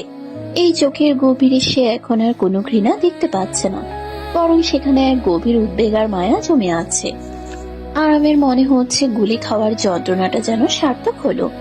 সে ধীরে ধীরে বৃষ্টির একটা হাত নিজের হাতের মুঠোয় নিয়ে তার আঙ্গুলে পরানো হীরার আংটিটার উপর একটা চুমু খায়। এই আংটিটা তোমার হাতে খুব সুন্দর মানিয়েছে বৃষ্টি। আজ থেকে এই আংটি প্রমাণ করবে যে তুমি শুধুই আরাবের। কেউ তোমার দিকে চোখ তুলে তাকালে আমি তার চোখ উপড়ে নেব। আপনি ঘুমাবেন কিনা বলুন? বেশি বকলে আমি কিন্তু এই ঘর ছেড়ে চলে যাব। তখন কে আপনাদের দেখাশোনা করবে? বৃষ্টির ধমক শুনে আরাফ মুচকি হাসে। মেয়েটার রাগও কত মিষ্টি। আরাফ বাধ্য ছেলের মতো চোখ বন্ধ করে নেয়। বৃষ্টি সারা রাত আরাফের পাশে বসে জেগে থাকে। সে বারবার আরাফের কপালে হাত দিয়ে জ্বর দেখছে আর ভিজা তোয়ালে দিয়ে তার মুখ মুছিয়ে দিচ্ছে। ভোরের দিকে বৃষ্টি নিজেরই চোখ লেগে আসে। সে আরাফের হাতের উপর মাথা রেখে ঘুমিয়ে পড়ে। সকালের আলো যখন ঘরের ভিতর আসে তখন আরাফের ঘুম ভাঙে। সে দেখে বৃষ্টি তার হাতের উপর মাথা রেখে অঘরে ঘুমাচ্ছে। মেয়েটা নিষ্পাপ মুখটার দিকে তাকিয়ে আরাফের বুকের ভেতর এক অজানা সুখে ঢেউ খেলে যায়। সে খুব সন্তর্পণে নিজের বাঁ হাতটা দিয়ে বৃষ্টির চুলে বিলি কেটে দেয়। তুমি শুধু আমার হয়ে থেকো পিচ্ছি, আমি তোমাকে দুনিয়ার সব সুখ এনে দেব। কেউ তোমাকে আমার কাছ থেকে দূরে সরাতে পারবে না। আপনি উঠে পড়েছেন? শরীরে কেমন লাগছে এখন? ব্যথা কি কমেছে? বৃষ্টির ঘুম ভেঙে যায়। সে তাড়াতাড়ি করে সোজা হয়ে বসে। আরাফকে জেগে থাকতে দেখে তার মুখে একটা স্বস্তির হাসি ফুটে ওঠে। আরাফ বৃষ্টির এই হাসিতে যেন পাগল হয়ে যায়। সে এক ঝটকায় বৃষ্টিকে টেনে নিজের বুকের উপর ফেলে দেয়। বৃষ্টি চমকে উঠে আরাফকে জড়িয়ে ধরে। আরাফের আহত শরীরে যাতে ব্যথা না লাগে সেদিকে বৃষ্টির খুব খেয়াল। কিন্তু আরাফ যেন এসবের কোনো তোয়াক্কাই করছে না। সে বৃষ্টির কানের খুব কাছে মুখ নিয়ে ফিসফিস করে কথা বলতে থাকে। আরাফের গরম নিঃশ্বাস বৃষ্টির ঘাড়ে শুষুয়ে দিচ্ছে। তুমি কাছে থাকলে আমার সব ব্যথা নিমিষেই গায়েব হয়ে যায় পিচ্ছি। আজ সকালে তোমাকে খুব সুন্দর লাগছে। আমার ইচ্ছে করছে তোমাকে একদম নিজের ভেতর লুকিয়ে ফেলি। ছাড়ুন আমাকে, কেউ দেখে ফেলবে। আপনি এখানে পুরোপুরি সুস্থ হননি, আপনি এখনো পুরোপুরি সুস্থ হননি। এসব পাগনামি একদম করবেন না। আরাফ বৃষ্টির ঠোঁটের উপর গভীরভাবে নিজের ঠোঁট চেপে ধরে। আমার দিকে এভাবে তাকিয়ে আছো কেন পিচ্ছি? আমার চোখে কি আমার ভালোবাসা দেখতে পাচ্ছ, নাকি আমার জন্য তোমার বুকের ভেতর জমে থাকা মায়া দেখতে পাচ্ছ? আপনি বেশি কথা বলছেন, একদম চুপ করে শুয়ে থাকুন। ডাক্তার বলে দিয়েছেন আপনার এখন সম্পূর্ণ বিশ্রাম প্রয়োজন। আর আমি কোনো মায়া নিয়ে আপনার দিকে তাকিয়ে নেই। আমি শুধু দেখছি একটা মানুষ কতটা বোকা হতে পারে নিজের জীবন এভাবে বিপন্ন করার জন্য। বোকা তো আমি হয়েই গেছি। যেদিন প্রথম তোমাকে ওই অন্ধকার গলিতে দেখেছিলাম, সেদিন থেকেই আমার সব বুদ্ধি লোপ পেয়েছে। তুমি আমার সেই বোকামির সবচেয়ে সুন্দর শাস্তি। এখন একটু কাছে এসো তো, আমার খুব ব্যথা করছে। একদম কাছে ডাকবেন না আমাকে। কাছে গেলেই আপনি অসভ্যের মতো আচরণ করেন। আপনার শরীর এত বড়, দুটো ক্ষত, তবুও আপনার স্বভাব পাল্টায় না। আমি দূর থেকেই আপনার খেয়াল রাখবো। তুমি কাছে না এলে আমার ব্যথা তো কমবেই না, উল্টো আমি চিৎকার করে পুরো বাড়ি মাথায় তুলব। তখন দাদি, জিশান সবাই দৌড়ে আসবে। আর দেখবে তুমি আমার কথা শুনছো না। আসবে নাকি আমি সত্যি সত্যি চিৎকার শুরু করব? সকালের মিষ্টি রোদ জানালার ভারী পর্দা ভেদ করে আরাবের বিশাল বেডরুমে এসে পড়ছে। মিষ্টি বিছানার পাশে একটা ছোট টুলে বসে আরাবের দিকে তাকিয়ে আছে। আরাবের সারা শরীরে ব্যান্ডেজ, কিন্তু তার চোখে সেই দুষ্টুমি আর জেদ বিন্দু মাত্র কমেনি। বৃষ্টির পরনে আজ একটা হালকা নীল রঙের সুতির শাড়ি। শাড়ির আঁচলটা তার কাঁধ থেকে খসে পড়েছে, সেদিকে তার কোনো খেয়াল নেই। তার পুরো মনোযোগ এখন এই ভয়ঙ্কর মাফিয়া ডনের দিকে, যে কিনা তার জন্য নিজের জীবন বাজি রেখেছিল। আরাবের কথায় বৃষ্টি কিছুটা ভয় পেয়ে যায়। এই লোকটা যাই বলে তাই করতে পারে। সে বাধ্য হয়ে নিজের টোলটা টেনে আরাবের বিছানার একদম কাছে নিয়ে আসে। আরাব সুযোগ পেয়ে নিজের ডান হাতটা বাড়িয়ে বৃষ্টির নরম হাতটা শক্ত করে চেপে ধরে। আরাবের হাতের স্পর্শে বৃষ্টির শরীরে আবার সে পুরনো বিদ্যুৎ খেলে যায়। আরাব খুব ধীরে ধীরে বৃষ্টির হাতটা নিজের ঠোঁটের কাছে নিয়ে যায় এবং সেখানে একটা গভীর চুম্বন এঁকে দেয়। বৃষ্টির নিঃশ্বাস ভারী হয়ে আসে। সে আরাবের চোখের দিকে তাকাতে পারছে না। আরাব খুব সাবধানে নিজের ব্যান্ডেজ করা শরীরটা একটু কাত করে বৃষ্টির আরো কাছে সরে আসে। আপনি উঠেছেন কেন? আপনার সেলাই খুলে যাবে তো। আপনি প্লিজ শান্ত হয়ে শুয়ে থাকুন, আমি কোথাও যাচ্ছি না। তুমি পাশে থাকলে আমার কোনো সেলাই খুলবে না। তুমি হচ্ছে আমার সব ক্ষতের একমাত্র ওষুধ। তোমার ওই গোলাপি ঠোঁটের একটা ছোঁয়া আমার সব ব্যথা ভুলিয়ে দিতে পারে। আমাকে একটু আদর করে দাও না পিচ্ছি। আরাবের গলায় এক অদ্ভুত আকুতি। যে মাফিয়া ডনের নাম শুনলে শহরের বড় বড় ক্রিমিনালরা ভয়ে কাঁপে, সে আজ একটা সাধারণ 17 বছরের অনাথ মেয়ের কাছে আদরের কাঙাল হয়ে আছে। বৃষ্টি আর নিজেকে সামলাতে পারে না। তার বুকের ভেতরটা কেমন যেন মোচড় দিয়ে ওঠে। সে খুব সাবধানে ঝুঁকে পড়ে আরাফের কপালে নিজের ঠোঁট ছুঁয়ে দেয়। আরাফ সাথে সাথে নিজের ভালো হাতটা দিয়ে বৃষ্টির ঘাড় পেঁচিয়ে ধরে তাকে নিজের মুখের উপর নামিয়ে আনে। বৃষ্টির ঠোঁট আরাফের ঠোঁটের সাথে মিশে যায়। আরাফের চুম্বনে আজ কোনো জোর নেই, আছে এক গভীর ভালোবাসা আর তীব্র আকাঙ্ক্ষা। সে খুব আলতো করে বৃষ্টির ঠোঁট দুটো নিজের ঠোঁটের মাঝে নিয়ে চুষতে থাকে। বৃষ্টিও আজ আর কোনো বাধা দেয় না। সে নিজের 2 হাত দিয়ে আরাফের চুলগুলো খামচে ধরে চুমুর গভীরতা আরো বাড়িয়ে দেয়। দুজনের এই উষ্ণ আলিঙ্গনে সারা ঘরের পরিবেশ যেন ভারী হয়ে ওঠে। বেশ কিছুক্ষণ পর আরাফ বৃষ্টিকে ছেড়ে দেয়। বৃষ্টির মুখ লজ্জায় লাল হয়ে আছে। সে তাড়াতাড়ি উঠে দাঁড়িয়ে নিজের শাড়ি ঠিক করতে শুরু করে। ঠিক তখনই দরজায় টোকা পড়ে। ভিতরে আসবো আরাব? তোর শরীর এখন কেমন লাগছে ভাই? এসো দাদি, আমি একদম ঠিক আছি। তুমি খামোখায় এত চিন্তা করছো? আয়েশা বেগম ঘরের ভিতরে ঢুকে আরাবের পাশে এসে বসেন। তার চোখে মুখে বয়সের ছাপ আর দুশ্চিন্তা স্পষ্ট। তিনি আরাবের কপালে হাত রেখে জ্বর দেখার চেষ্টা করেন। বৃষ্টি একটু দূরে গিয়ে মাথা নিচু করে দাঁড়িয়ে থাকে। আয়েশা বেগম বৃষ্টির দিকে তাকিয়ে খুব মিষ্টি করে হাসেন। তিনি বুঝতে পেরেছেন এই মেয়েটা তার নাতির জীবনে কতটা গুরুত্বপূর্ণ হয়ে উঠেছে। কাল রাত থেকে মেয়েটা এক মুহূর্তের জন্য চোখের পাতা এক করেনি।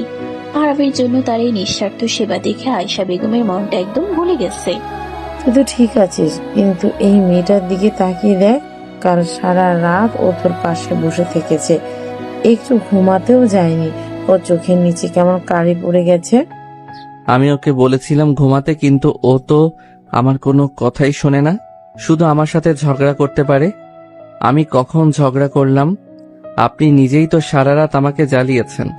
একবার জল খাবেন, একবার মাথা টিপে দিতে বলবেন। আমি ঘুমাবো কখন? বৃষ্টির এই সরল কথায় আরাফ আর আয়েশা বেগম দুজনেই হেসে ওঠেন। বৃষ্টির নিজেরই লজ্জা লাগতে শুরু করেছে তখন। সে বুঝতে পারে আরাফ তাকে ইচ্ছে করেই সারা রাত জাগিয়ে রেখেছে যাতে সে আরাফের কাছাকাছি থাকে। আয়েশা বেগম উঠে গিয়ে বৃষ্টির মাথায় হাত বুলিয়ে দেন। তুই যা মা, এবার নিজের ঘরে গিয়ে একটু ঘুমিয়ে নে। আমি আরাবের কাছে আছি, জিসানকে বলছি তোর জন্য খাবার পাঠিয়ে দিতে। খেয়ে তবে ঘুমাবি। বৃষ্টি মাথা নেড়ে সম্মতি জানায় এবং ঘর থেকে বেরিয়ে যায়। বৃষ্টি চলে যাওয়ার পর আয়েশা বেগমের মুখের হাসি মিলিয়ে যায়। তিনি খুব গম্ভীর মুখে আরাফের দিকে তাকান। সুলতানের এত বড় সাহস কিভাবে হলো যে সে তোর উপর হামলা করে? এর একটা বিহিত তোকে করতেই হবে আরাব। এভাবে আর কতদিন চলবে? তুমি চিন্তা করো না দাদি, সুলতান নিজের মৃত্যুর পরোয়ানা নিজেই সই করেছে। আমার গায়ে হাত তোলার সাহস ওর ছিল না। ও শুধু বৃষ্টিকে টার্গেট করেছিল। আর যে আমার পিচ্চির দিকে নজর দেয় তার চোখ আমি উপড়ে নেই। আমি সুস্থ হয়ে উঠলেই ওর পুরো সাম্রাজ্য আমি মাটির সাথে মিশিয়ে দেব। আরাফের চোখে আবার সেই পুরনো প্রতিশোধের আগুন জ্বলে ওঠে।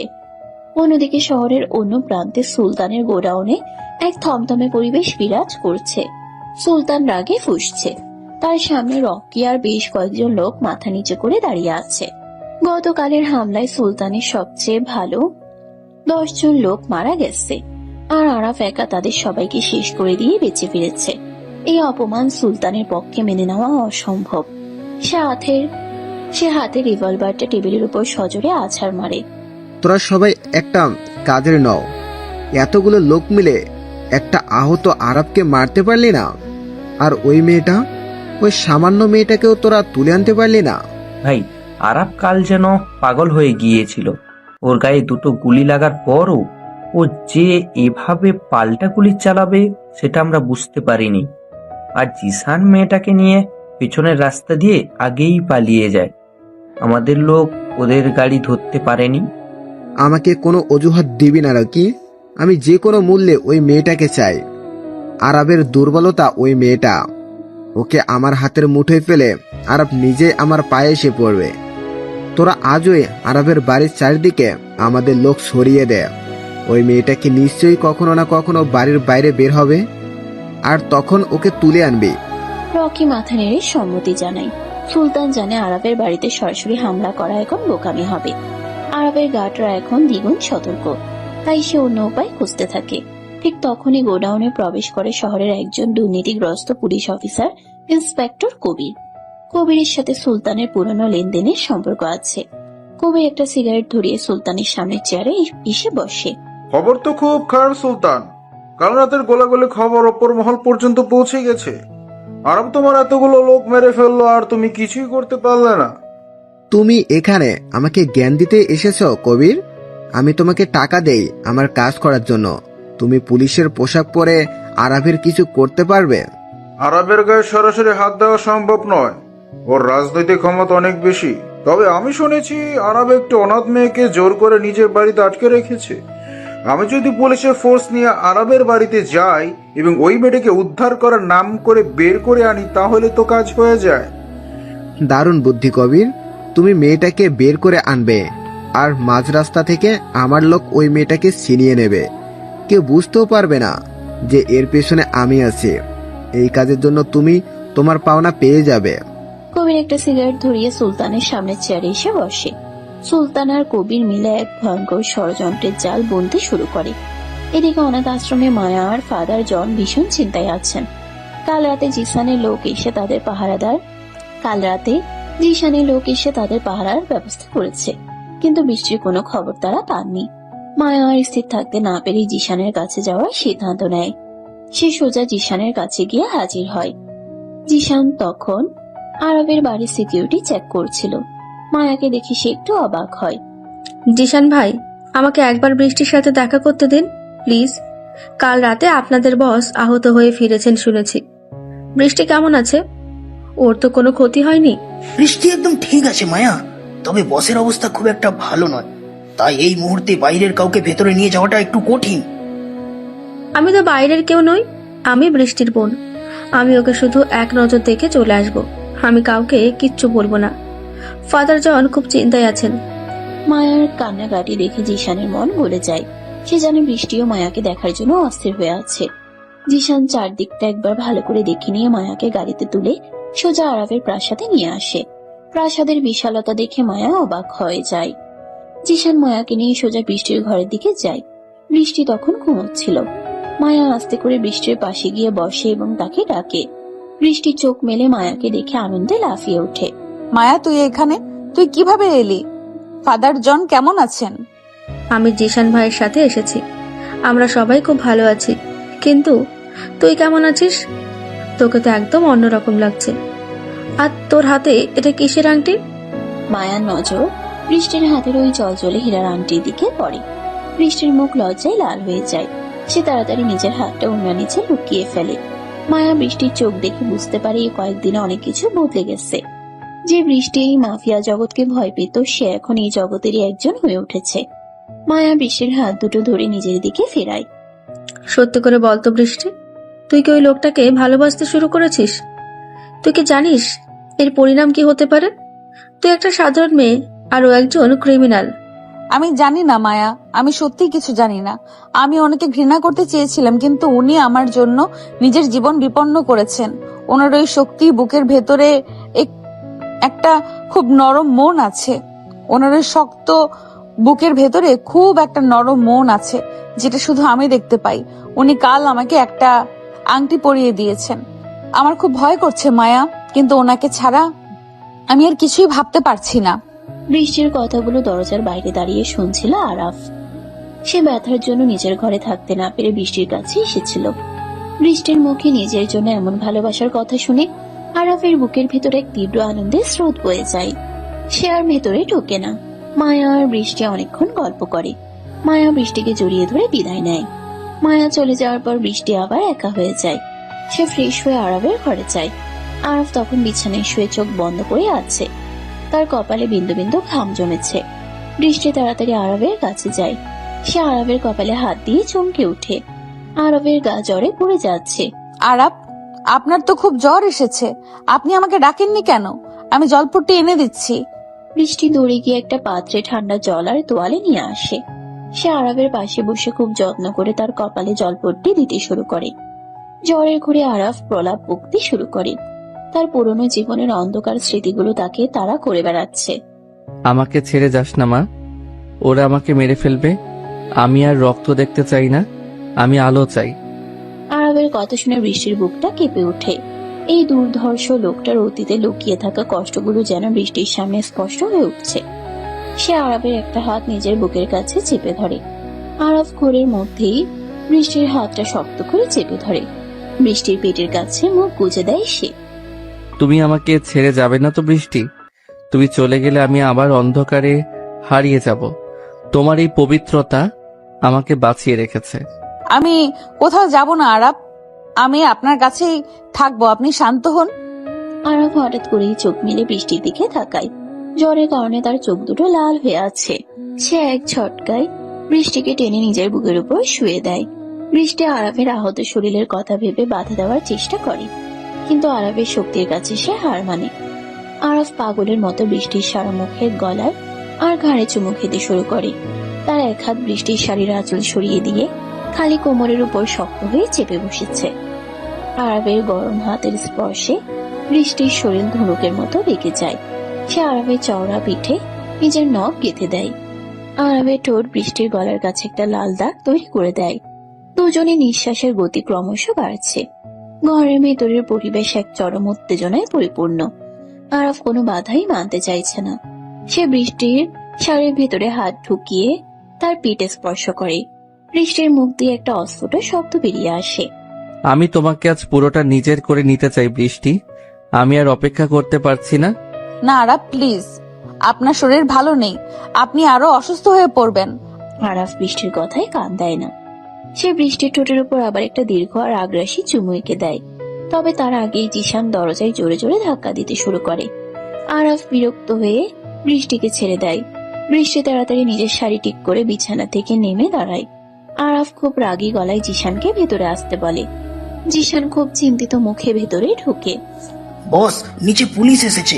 ইন্সপেক্টর কবির ফোর্স নিয়ে আপনার সাথে দেখা করতে চাইছেন। উনি বলছেন বৃষ্টিকে নাকি আপনি জোর করে আটকে রেখেছেন। উনি বৃষ্টিকে নিতে এসেছেন। কবিরের এত বড় সাহস, ও আমার বাড়িতে ঢুকে আমার জিনিস নিয়ে যেতে চায়। আরাব, আমার খুব ভয় করছে। পুলিশ আমাকে ধরে নিয়ে গেলে আমি আর আপনাকে দেখতে পাবো না। শান্ত হও পিচ্ছি, আমি থাকতে কেউ তোমাকে ছুঁতেও পারবে না। জিশান, তুই নিচে যা, আমি আসছি। কিন্তু বস, আপনি এই অবস্থায় কিভাবে নিচে যাবেন? আরাব আহত হতে পারে, কিন্তু মরে তো যায়নি। আমি দেখছি ওই কবিরের কত বড় সাহস। আপনি নিচে চলে যাবেন না আরাব, আপনার খুব জ্বর। আমি নিজে গিয়ে পুলিশের সাথে কথা বলছি। আমি ওদের বলে দেব যে আমি নিজের ইচ্ছাতেই এখানে আছি। তুমি আমার ঘরের বাইরে এক পাও ফেলবে না বৃষ্টি, এটা আমার নির্দেশ। আপনার সব নির্দেশ আমাকে মানতে হবে এমন কোনো কথা নেই। আপনি সব সময় শুধু জেদ করেন। আমি নিজে গিয়ে ওই পুলিশের সাথে কথা বলবো। তুমি যদি এই ঘর থেকে বের হও তাহলে আমি ওই কবিরকে এখানেই গুলি করে মেরে ফেলবো। তারপর তুমি বসে বসে আমার জেলের খাবার পাঠিও। আপনি একটা আস্ত পাগল, একটা খুনি।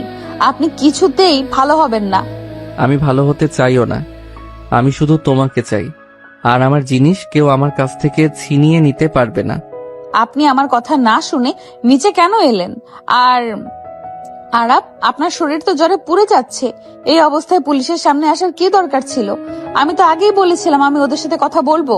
আমার বাড়িতে পুলিশ ঢুকে আমার জিনিস নিয়ে যাবে আর আমি বিছানায় শুয়ে থাকবো, সেটা আরাবের অভিধানে নেই পিচ্ছিমে।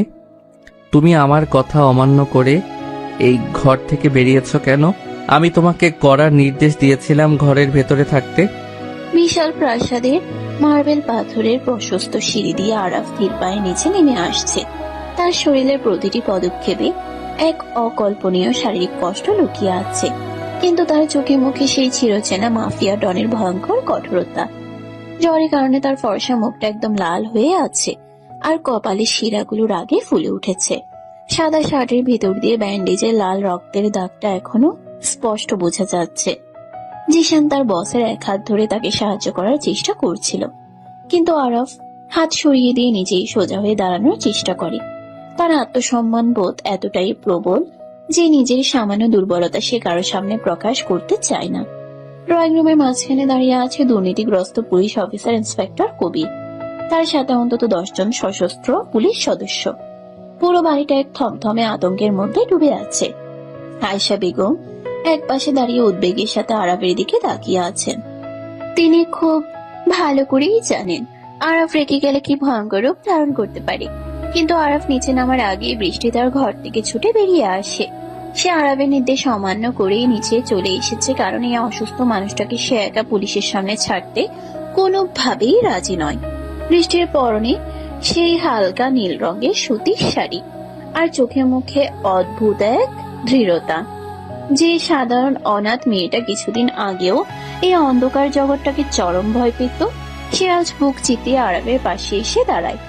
আরাফ অবাক হয়ে বৃষ্টির এই প্রতিবাদী রূপ দেখে। তার বুকের ভেতরটা এক অজানা শান্তিতে ভরে ওঠে। মেয়েটা তাকে সত্যিই ভালোবাসতে শুরু করেছে।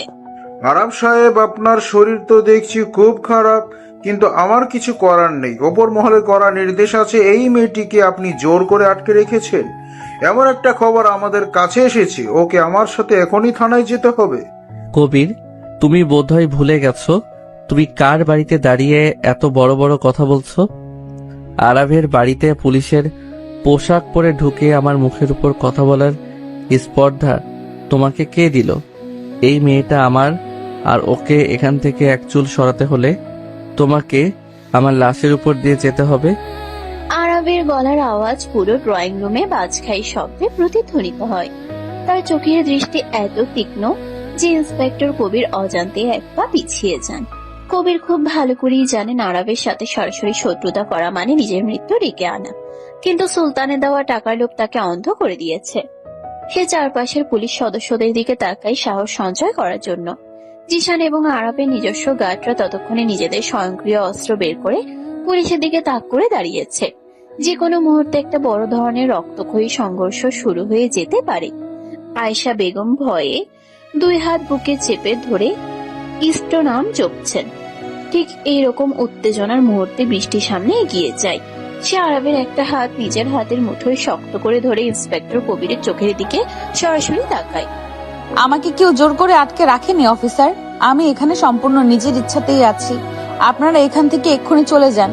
এই বাড়ির মানুষকে বিরক্ত করার কোনো অধিকার আপনাদের নেই। তুমি ভয় পেও না মেয়ে, আমরা তোমাকে বাঁচাতে এসেছি। তুমি আমাদের সামনে সত্যি কথাটা বলতে পারো। এই দুর্দর্শ মাফিয়া ডন তোমাকে হুমকি দিয়ে আটকে রেখেছে, সেটা আমরা খুব ভালো করেই জানি। তুমি আমাদের সাথে চলো, তোমার আশ্রমে তোমাকে পৌঁছে দেওয়ার দায়িত্ব পুলিশের। কবিরের কথা শুনে বৃষ্টির ঠোঁটের কোন একটা তাচ্ছিলের হাসি ফুটে ওঠে। সে আরবের হাতের মুঠোটা আরো শক্ত করে ধরে। আরাফ মুগ্ধ দৃষ্টিতে বৃষ্টির এই সাহসিকতা দেখছে। তার পিচ্চি মেয়েটা আজ পুলিশের সামনে দাঁড়িয়ে তাকে রক্ষা করার চেষ্টা করছে। এই দৃশ্যটা আরবের কাছে দুনিয়ার সেরা উপহার বলে মনে হচ্ছে। আরাফ নিজের আহত শরীর নিয়ে একটু সামনের দিকে ঝুঁকে দাঁড়ায় এবং কবিরের দিকে এক ভয়ঙ্কর হাসি দেয়। আমি আপনাকে একবার বলেছি অফিসার, আমি নিজের ইচ্ছাতেই আরবের কাছে আছি। উনি আমাকে কোনো হুমকি দেননি। উনি আমার হবু স্বামী। একজন স্ত্রীর জায়গা তার স্বামীর পাশেই হয়, তাই আমাকে উদ্ধার করার কোনো প্রয়োজন আপনাদের নেই। আপনারা দয়া করে এখান থেকে বিদায় হন। তুমি নিজের কানে সবটা শুনলে কবির। এবার যদি তুমি নিজে থেকে এই বাড়ি থেকে বের না হও, তাহলে আমি আমার ছেলেদের নির্দেশ দিতে বাধ্য হব তোমার লাশটা এখান থেকে বের করার জন্য। আরাফ যা বলে তা সে অক্ষরে অক্ষরে পালন করে, সেটা তুমি ভালো করেই জানো। বৃষ্টির মুখে স্বামী ডাক শুনে আরবের বুকের ভেতর এক তীব্র আনন্দের স্রোত বয়ে যায়। সে বৃষ্টির কোমরে নিজের ডান হাতটা শক্ত করে জড়িয়ে ধরে তাকে একদম নিজের বুকের সাথে মিশিয়ে নেয়। ইন্সপেক্টর কবির বুঝতে পারেন এখানে আর কোনোভাবেই সুবিধা করা যাবে না। মেয়েটা নিজেই যখন আরবের পক্ষে কথা বলছে, তখন জোর করে তাকে নিয়ে যাওয়া আইনত অসম্ভব। আর আরবের সশস্ত্র বাহিনীর সামনে দাঁড়ানোর ক্ষমতা তার ফোর্সের নেই। কবির রাগে গজগজ করতে করতে পুলিশ সদস্যদের নিয়ে বাড়ি থেকে বেরিয়ে যান। ড্রয়িং রুমের থমথমে পরিবেশটা মুহূর্তের মধ্যে শান্ত হয়ে আসে। আয়েশা বেগম স্বস্তির নিঃশ্বাস ফেলে সোফায় বসে পড়েন। জিশান তার লোকেদের অস্ত্র নামিয়ে পজিশনে ফিরে যাওয়ার নির্দেশ দেয়। পুলিশ চলে যাওয়ার পরপরই আরবের শরীর আর ভার নিতে পারে না। অতিরিক্ত উত্তেজনা আর জ্বরের কারণে তার চোখ দুটো ঘোলাটে হয়ে আসে। সে আর দাঁড়িয়ে থাকতে না পেরে বৃষ্টির গায়ের উপর ঢলে পড়ে। আরাব, চোখ খুলুন। আরাব, আপনার কি হলো? জিসান ভাই, তাড়াতাড়ি ওনাকে ধরুন। ওনার শরীর তো আগুনে পুড়ে যাচ্ছে। আমি ধরছি বৃষ্টি, আপনি ওনার ডান দিকটা একটু সাপোর্ট দিন। আমাদের এখনই ওনাকে ওপরে নিয়ে যেতে হবে। বসের শরীর থেকে প্রচুর ঘাম বেরোচ্ছে। বৃষ্টি আর জিশান মিলে কোনো মতে আরাফকে ধরাধরি করে দোতলায় তার বিশাল বেডরুমে নিয়ে যায়। বিছানায় শোয়ানোর পর আরাফ অঘরে জ্ঞান হারিয়ে ফেলে। বৃষ্টি পাগলের মতো ছুটে গিয়ে ঠান্ডা জলের পাত্র আর তোয়ালে নিয়ে আসে। সে আরবের কপালে বারবার ঠান্ডা জলের পট্টি দিতে শুরু করে। আয়েশা বেগম খবর পেয়ে ছুটে আসেন এবং ডাক্তার সমীরকে জরুরি ভিত্তিতে ফোন করে ডেকে পাঠান। ডাক্তার সমীর এসে আরাফকে ভালো করে পরীক্ষা করেন এবং নতুন করে কিছু কড়া ডোজের ইনজেকশন পুশ করেন। তিনি জানান যে ক্ষতের জায়গায় সামান্য ইনফেকশন শুরু হয়েছে এবং অতিরিক্ত মানসিক চাপের কারণেই জ্বর এসেছে। আগামী 24 ঘন্টা আরবের জন্য অত্যন্ত গুরুত্বপূর্ণ। ডাক্তার চলে যাওয়ার পর বৃষ্টি আরবের পাশ থেকে এক মুহূর্তের জন্য ওঠে না। সে আরবের মাথার চুলে হাত বুলিয়ে দেয় এবং বারবার তার ফ্যাকাশে মুখটার দিকে তাকিয়ে নীরবে চোখের জল ফেলে। তুই একটা অপদার্থ কবির।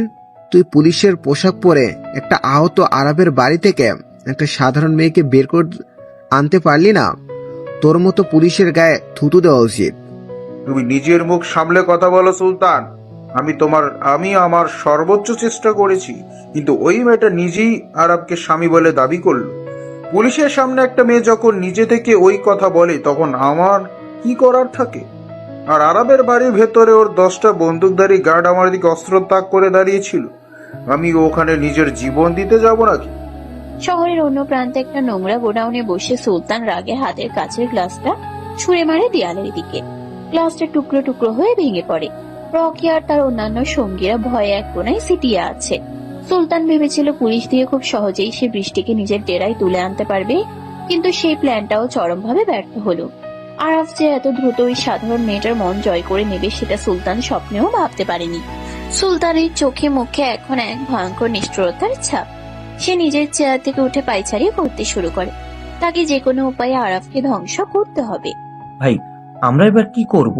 মেয়েটাকে তো আরাব নিজের চোখের আড়াল করছে না, আর আরাবের বাড়িতে হামলা করা মানে নিজেদের মৃত্যু ডেকে আনা। মেয়েটা আরাবের চোখের আড়াল হচ্ছে না ঠিকই, কিন্তু ওই মেয়েটার একটা বড় দুর্বলতা আছে রকি। ওর ওই অনাথ আশ্রম আর ওই মায়া নামের মেয়েটা। বৃষ্টি আরাবকে ভালোবাসতে পারে, কিন্তু নিজের আশ্রমের ক্ষতি ও কখনোই মেনে নিতে পারবে না। আমরা কাল রাতেই ওই অনাথ আশ্রমে আগুন লাগিয়ে দেব। যখন ওর সব আপন মানুষগুলো আগুনে পুড়ে মরবে, তখন ওই বৃষ্টি নিজের খাঁচা ভেঙে ঠিকই বাইরে বেরিয়ে আসবে, আর তখন আরাবও ওকে আটকাতে পারবে না। সুলতানের এই ভয়ঙ্কর পরিকল্পনার কথা শুনে রকির মুখে এক শয়তানি হাসি ফুটে ওঠে। তারা অনাথ আশ্রমে নিরীহ বাচ্চাদের পুড়িয়ে মারার এক জঘন্য চক্রান্ত তৈরি করে ফেলে। এদিকে রাতের বেলা আরাবের প্রাসাদে এক নিস্তব্ধতা বিরাজ করছে। আরাবের বেডরুমে শুধু একটা নীল রঙের ডিম লাইট জ্বলছে। রাত প্রায় 2টো বাজে। বৃষ্টির 2 চোখ ঘুমে ঢুলু ঢুলু, কিন্তু সে জোর করে জেগে আছে। আরাবের জ্বর এখন কিছুটা কমেছে, কিন্তু তার শরীর তখনও ঘামে ভিজে আছে। বৃষ্টি একটা শুকনো তোয়ালে দিয়ে খুব সাবধানে আরাবের বুক আর গলার খামগুলো মুছে দেয়। আরাবের চওড়া বুকের পেশিগুলো স্পষ্ট বোঝা যাচ্ছে। বৃষ্টির হাতে নরম স্পর্শে আরাবের খুব ভেঙে যায়। সে খুব ধীর গতিতে নিজের চোখ মেলে তাকায়। নীল আলোতে বৃষ্টির মায়াবী মুখটা দেখে তার মনে হয় সে যেন কোনো স্বর্গে আছে। আরাফ খুব কষ্ট করে নিজের ডান হাতটা তুলে বৃষ্টির গালে রাখে। তুমি এখনো ঘুমাওনি পিচ্ছি? সারা রাত এভাবে বসে থাকলে তুমি তো নিজেই অসুস্থ হয়ে পড়বে। আমার কাছে এসো। আমি ঠিক আছি আরাব।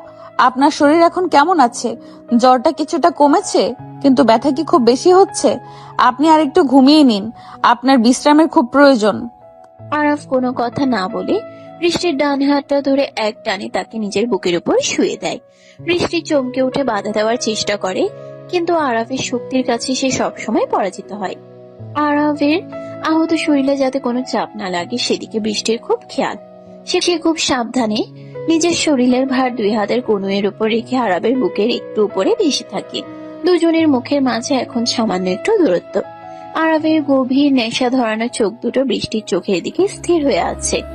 আরাবের গরম নিঃশ্বাস বৃষ্টির মুখে এসে পড়ছে। ঘরের নীরবতার মাঝে শুধু তাদের দুজনের হৃদস্পন্দনের শব্দ শোনা যাচ্ছে। পুলিশকে তুমি কি বললে বৃষ্টি? আমি কি সত্যি তোমার হবু স্বামী, নাকি সেটা শুধু আমাকে বাঁচানোর জন্য একটা মিথ্যে অভিনয় ছিল? তুমি কি সত্যি আমাকে এই অধিকারটা দিয়েছো? আমি কোনো অভিনয় করিনি আরাব। আমি জানি আপনি অনেক খারাপ কাজ করেছেন। আপনার দুনিয়াটা খুব অন্ধকার, কিন্তু আপনার ওই অন্ধকারের ভেতরে লুকিয়ে থাকা আলোটা শুধু আমি দেখতে পেয়েছি। আপনি আমার জন্য নিজের জীবন বিপন্ন করেছেন। আমি চাইলেও আপনাকে আর ঘৃণা করতে পারি না। বৃষ্টির এই স্পষ্ট স্বীকারোক্তি আরাফের বুকের ভেতরে এক বিশাল তৃপ্তির জন্ম দেয়। সে আর এক মুহূর্ত অপেক্ষা না করে নিজের বাঁ হাত দিয়ে বৃষ্টির মাথার পেছনে চুলগুলো শক্ত করে খামছে ধরে এবং তাকে নিজের মুখের উপর নামিয়ে আনে। আরাফের ঠোঁট জোড়া বৃষ্টির নরম ঠোঁটের উপর আশ্রে পড়ে। এই চুম্বন আগের মতো কোনো জোর বা জবরদস্তি নেই, বরং আছে এক তীব্র আবেগ আর গভীর ভালোবাসা। আরাফ খুব আলতো করে বৃষ্টির উপরে ঠোঁট নিজের ঠোঁটের মাঝে নিয়ে চুষতে থাকে। তারপর নিচের ঠোঁটে হালকা একটা কামড় বসিয়ে দেয়। বৃষ্টি ব্যথায় আর এক অচেনা সুখে চোখ বন্ধ করে ফেলে। তার মুখ দিয়ে এখন একটা অস্ফুট আহ শব্দ বেরিয়ে আসে। আরাফ এই সুযোগে নিজের জীব বৃষ্টির মুখের ভিতর ঢুকিয়ে দিয়ে তাকে পুরোপুরি নিজের আয়ত্তে নিয়ে নেয়। বৃষ্টির সারা শরীরে যেন বিদ্যুতের ঢেউ খেলে যায়। সে নিজের 2 হাত দিয়ে আরাফের খালি বুকের পেশিগুলো খামচে ধরে এবং চুমুর গভীরতায় সমানভাবে সাড়া দিতে শুরু করে। আরাব, আপনার সেলাই ব্যথা লাগবে, প্লিজ একটু শান্ত হন। তুমি কাছে থাকলে আমার সব ব্যথা আনন্দ হয়ে যায় বৃষ্টি। আজ আমাকে বাধা দিও না, আমি তোমাকে পুরোপুরি অনুভব করতে চাই। আরাফ বৃষ্টির ঠোঁট ছেড়ে দিয়ে তার গলায় আর ঘাড়ে পাগলের মতো চুমু খেতে শুরু করে। তার দাঁতের হালকা ঘর্ষণে বৃষ্টির ফর্সা গলায় একের পর এক লাল দাগ তৈরি হতে থাকে। আরবের ডান হাতটা বৃষ্টির শাড়ির আঁচল সরিয়ে দিয়ে তার খালি কোমরের উপর গিয়ে পড়ে। আরবের হাতের গরম স্পর্শে বৃষ্টির শরীর ধনুকের মতো বেঁকে যায়। সে আরবের চুলের ভেতর নিজের আঙ্গুল ঢুকিয়ে দিয়ে তাকে আরো শক্ত করে জড়িয়ে ধরে। আরবের হাত ক্রমশ কোমরের উপর থেকে পিঠের দিকে এগোতে থাকে। সে খুব সাবধানে বৃষ্টির ব্লাউজের হুকগুলো একটা একটা করে খুলতে শুরু করে। বৃষ্টির সরাসরি লজ্জায় আর উত্তেজনায় থরথর করে কাঁপছে, কিন্তু সে আরবকে কোনোভাবেই বাধা দেয় না। সে আজ নিজেকে সম্পূর্ণভাবে এই মাফিয়া ডনের কাছে সমর্পণ করতে প্রস্তুত। আরব ব্লাউজের বাঁধন খুলে দিয়ে বৃষ্টির ফর্সা পিঠের উপর নিজের হাত বুলাতে থাকে। তুমি এত সুন্দর কেন বৃষ্টি? তোমার এই নরম শরীরটা আমাকে পাগল করে দিচ্ছে। আমি চাই আমার জীবনের প্রতিটি রাত ঠিক এভাবেই তোমার সাথে কাটুক। আমি শুধু আপনারই আরাপ, আমাকে কখনো নিজের কাছ থেকে দূরে সরিয়ে দিবেন না। আমি আপনার এই অন্ধকার জগৎকে ভয় পাই ঠিকই, কিন্তু আপনাকে ছাড়া আমার বেঁচে থাকা সম্ভব নয়। আরব বৃষ্টির চোখের দিকে তাকিয়ে মুচকি হাসে। তারপর সে বৃষ্টিকে নিজের পাশে শুয়ে দিয়ে তার শরীরের উপর কিছুটা ঝুঁকে পড়ে। আরব খুব সাবধানে নিজের ব্যান্ডেজ করা অংশটা বাঁচিয়ে বৃষ্টির ঘাড় থেকে শুরু করে বুকের উপরিভাগ পর্যন্ত অসংখ্য উষ্ণ চুম্বন এঁকে দেয়। বৃষ্টির নিঃশ্বাসের গতি ক্রমশ দ্রুত হচ্ছে। সে দুই হাতে বিছানায় চাদর খামচে ধরে নিজের ভেতরের প্রবল উত্তেজনাকে সামলানোর চেষ্টা করছে। আরব বৃষ্টির শাড়ির ভাঁজগুলো খুব আলতো করে সরিয়ে দিতে তার পায়ের উন্মুক্ত অংশের উপর হাত বোলাতে শুরু করে। দুজনের এই তীব্র শারীরিক এবং মানসিক মিলনে ঘরের ভেতরে পরিবেশ এক চরম আকাঙ্ক্ষায় পরিপূর্ণ হয়ে ওঠে। আরব প্রমাণ করতে চায় যে সে শুধু মাফিয়া ডন নয়, সে একজন তীব্র প্রেমিক যে নিজের ভালোবাসার মানুষকে সুখের সাগরে ভাসিয়ে দিতে পারে। সারা রাত ধরে তাদের এই উষ্ণ রোম্যান্স চলতে থাকে এবং ভোরের দিকে একে অপরের বুকে মাথা রেখে গভীর শান্তিতে ঘুমিয়ে পড়ে তারা। এত সকালে উঠে পড়েছো কেন পিচ্ছি? আমার তো এখনো তোমার গায়ের গন্ধটা ঠিক মতো নেওয়া হয়নি। এদিকে এসো আমার বুকের কাছে। ছাড়ুন আমাকে, সকাল হয়ে গেছে। দাদি বা জিসান ভাই যে কোনো সময় চলে আসতে পারে। কাল রাতের পর আমার এমনিতেই খুব লজ্জা করছে। আপনি একটু শান্ত হয়ে শুয়ে থাকুন, আপনার সেলাইয়ের জায়গায় আবার চাপ লাগবে। আমার সেলাই নিয়ে তোমাকে ভাবতে হবে না। আমার বউয়ের উপর আমার পুরো অধিকার আছে, আর সেই অধিকার খাটাতে গিয়ে যদি আমার সেলাই খুলেও যায় আমার কোনো আক্ষেপ নেই। তুমি শুধু আমার চোখের সামনে এভাবেই থেকো। ভোরের মিষ্টি রোদ জানালার ভারী পর্দা ভেদ করে ঘরের ভেতরে এসে পড়েছে। বিশাল বিছানার সাদা চাদরটা এলোমেলো হয়ে আছে, আর তার মাঝে আরব বৃষ্টিকে নিজের শক্ত দুই হাতের বাঁধনে জড়িয়ে ধরে আছে। কাল রাতে সেই তীব্র ভালোবাসার পর বৃষ্টির ফর্সা গলায় আর ঘাড়ে অসংখ্য লাল দাগ ফুটে উঠেছে, যা দেখে আরবের চোখের দৃষ্টি আরো নেশাতুর হয়ে উঠেছে। বৃষ্টির পরনে এখন শুধু আরবের একটা বড় সাদা শার্ট, যা তার হাঁটুর উপর পর্যন্ত লুটিয়ে আছে। আরবের চওড়া খালি বুকের উপর মাথা রেখে বৃষ্টির লজ্জায় একদম গুটিয়ে আছে। আরবের একটা হাত বৃষ্টির উন্মুক্ত উত্তর উপর খুব আলতো করে ঘোরাফেরা করছে, আর তার গরম নিঃশ্বাস বৃষ্টির কানে শুষুরি দিচ্ছে। বৃষ্টি বুঝতে পারছে না এই ভয়ঙ্কর মাফিয়া ডনের ভেতরে এত রোম্যান্স কোথা থেকে এলো। সে আরবের হাতের উপর নিজের একটা হাত রেখে তাকে থামানোর চেষ্টা করে, কিন্তু আরবের শক্তির কাছে সে সবসময় হার মানে। আরব হঠাৎ করে বৃষ্টিকে এক ঝটকায় নিজের বুকের উপর তুলে নেয়, আর তার ঠোঁটের উপর একটা দীর্ঘ গভীর চুম্বন এঁকে দেয়। বৃষ্টির নিঃশ্বাস ভারী হয়ে আসে। সে আর কোনো বাধা না দিয়ে আরবের চুলে নিজের আঙ্গুল ঢুকিয়ে দেয়। দুজনের এই সুন্দর সকালটা আরো রঙিন হয়ে উঠত, কিন্তু হঠাৎ করে দরজায় খুব জোরে ধাক্কা পড়ার শব্দে তারা দুজন আলাদা হয়ে যায়। বস বস, সর্বনাশ হয়ে গেছে, আপনি তাড়াতাড়ি উঠুন। সুলতানের লোকেরা বৃষ্টির আশ্রমে হামলা করেছে। ওরা চারিদিক দিয়ে আশ্রমটা ঘিরে ফেলে পেট্রোল ঢেলে আগুন ধরিয়ে দেওয়ার প্রস্তুতি নিচ্ছে। মায়া আর ফাদার জন ভেতরে আটকে আছে। কি বলছিস তুই জিশান? ওই কুত্তার বাচ্চা সুলতানের এত বড় সাহস যে ও আমার বৃষ্টির আশ্রমে হাত দেয়? তুই এখনই সব গার্ডদের রেডি কর, আমি আসছি। আরাব, আমার মায়া আর আশ্রমের বাচ্চাদের বাঁচান প্লিজ। ওরা খুব নিরীহ, সুলতান ওদের মেরে ফেলবে। আপনি কিছু একটা করুন, আমার খুব ভয় করছে। আরাব। জিশানের কথা শুনে বৃষ্টির সারা শরীর ভয়ে আর আতঙ্কে থরথর করে কাঁপতে শুরু করে। সে কাঁদতে কাঁদতে আরাবের বুকের উপর আশ্রে পড়ে। আরাবের চোখে সেই নেশাতুর দৃষ্টি মুহূর্তের মধ্যে পাল্টে গিয়ে এক ভয়ঙ্কর খুনি দৃষ্টিতে পরিণত হয়। সে এক লাফে বিছানা থেকে নেমে পড়ে তার শরীরের ব্যথার কথা সে পুরোপুরি ভুলে যায়। আরাব তাড়াতাড়ি নিজের আলমারি থেকে একটা কালো শার্টার প্যান্ট বের করে পরে নেয় এবং নিজের রিভলভারটা কোমরে গুজে নেয়। বৃষ্টি পাগলের মতো আরাফের হাত ধরে টানতে থাকে। সে নিজেও আরাফের সাথে যেতে চায়। আরাফ বৃষ্টির দুই গাল নিজের দুই হাতে শক্ত করে ধরে তার চোখের দিকে তাকায়। তুমি একদম কাঁদবে না বৃষ্টি, আমি কথা দিচ্ছি। তোমার আশ্রমের একটা বাচ্চারও কোনো ক্ষতি আমি হতে দেব না। সুলতান আজ নিজের মৃত্যু ডেকে এনেছে। তুমি দাদির সাথে এই ঘরেই থাকবে, এক পাও বাইরে বের হবে না। এটা আমার করার নির্দেশ। কি? আপনি তো এখনো পুরোপুরি সুস্থ নন, আপনার গায়ে এখনো জ্বর আছে। আপনি এই সুলতানের সাথে কিভাবে পারবেন? আমি আপনাকে একা ছাড়বো না। আরাফ কখনো হারে না পিচ্ছি, আর এখন তো আমার সাথে তোমার ভালোবাসা আছে।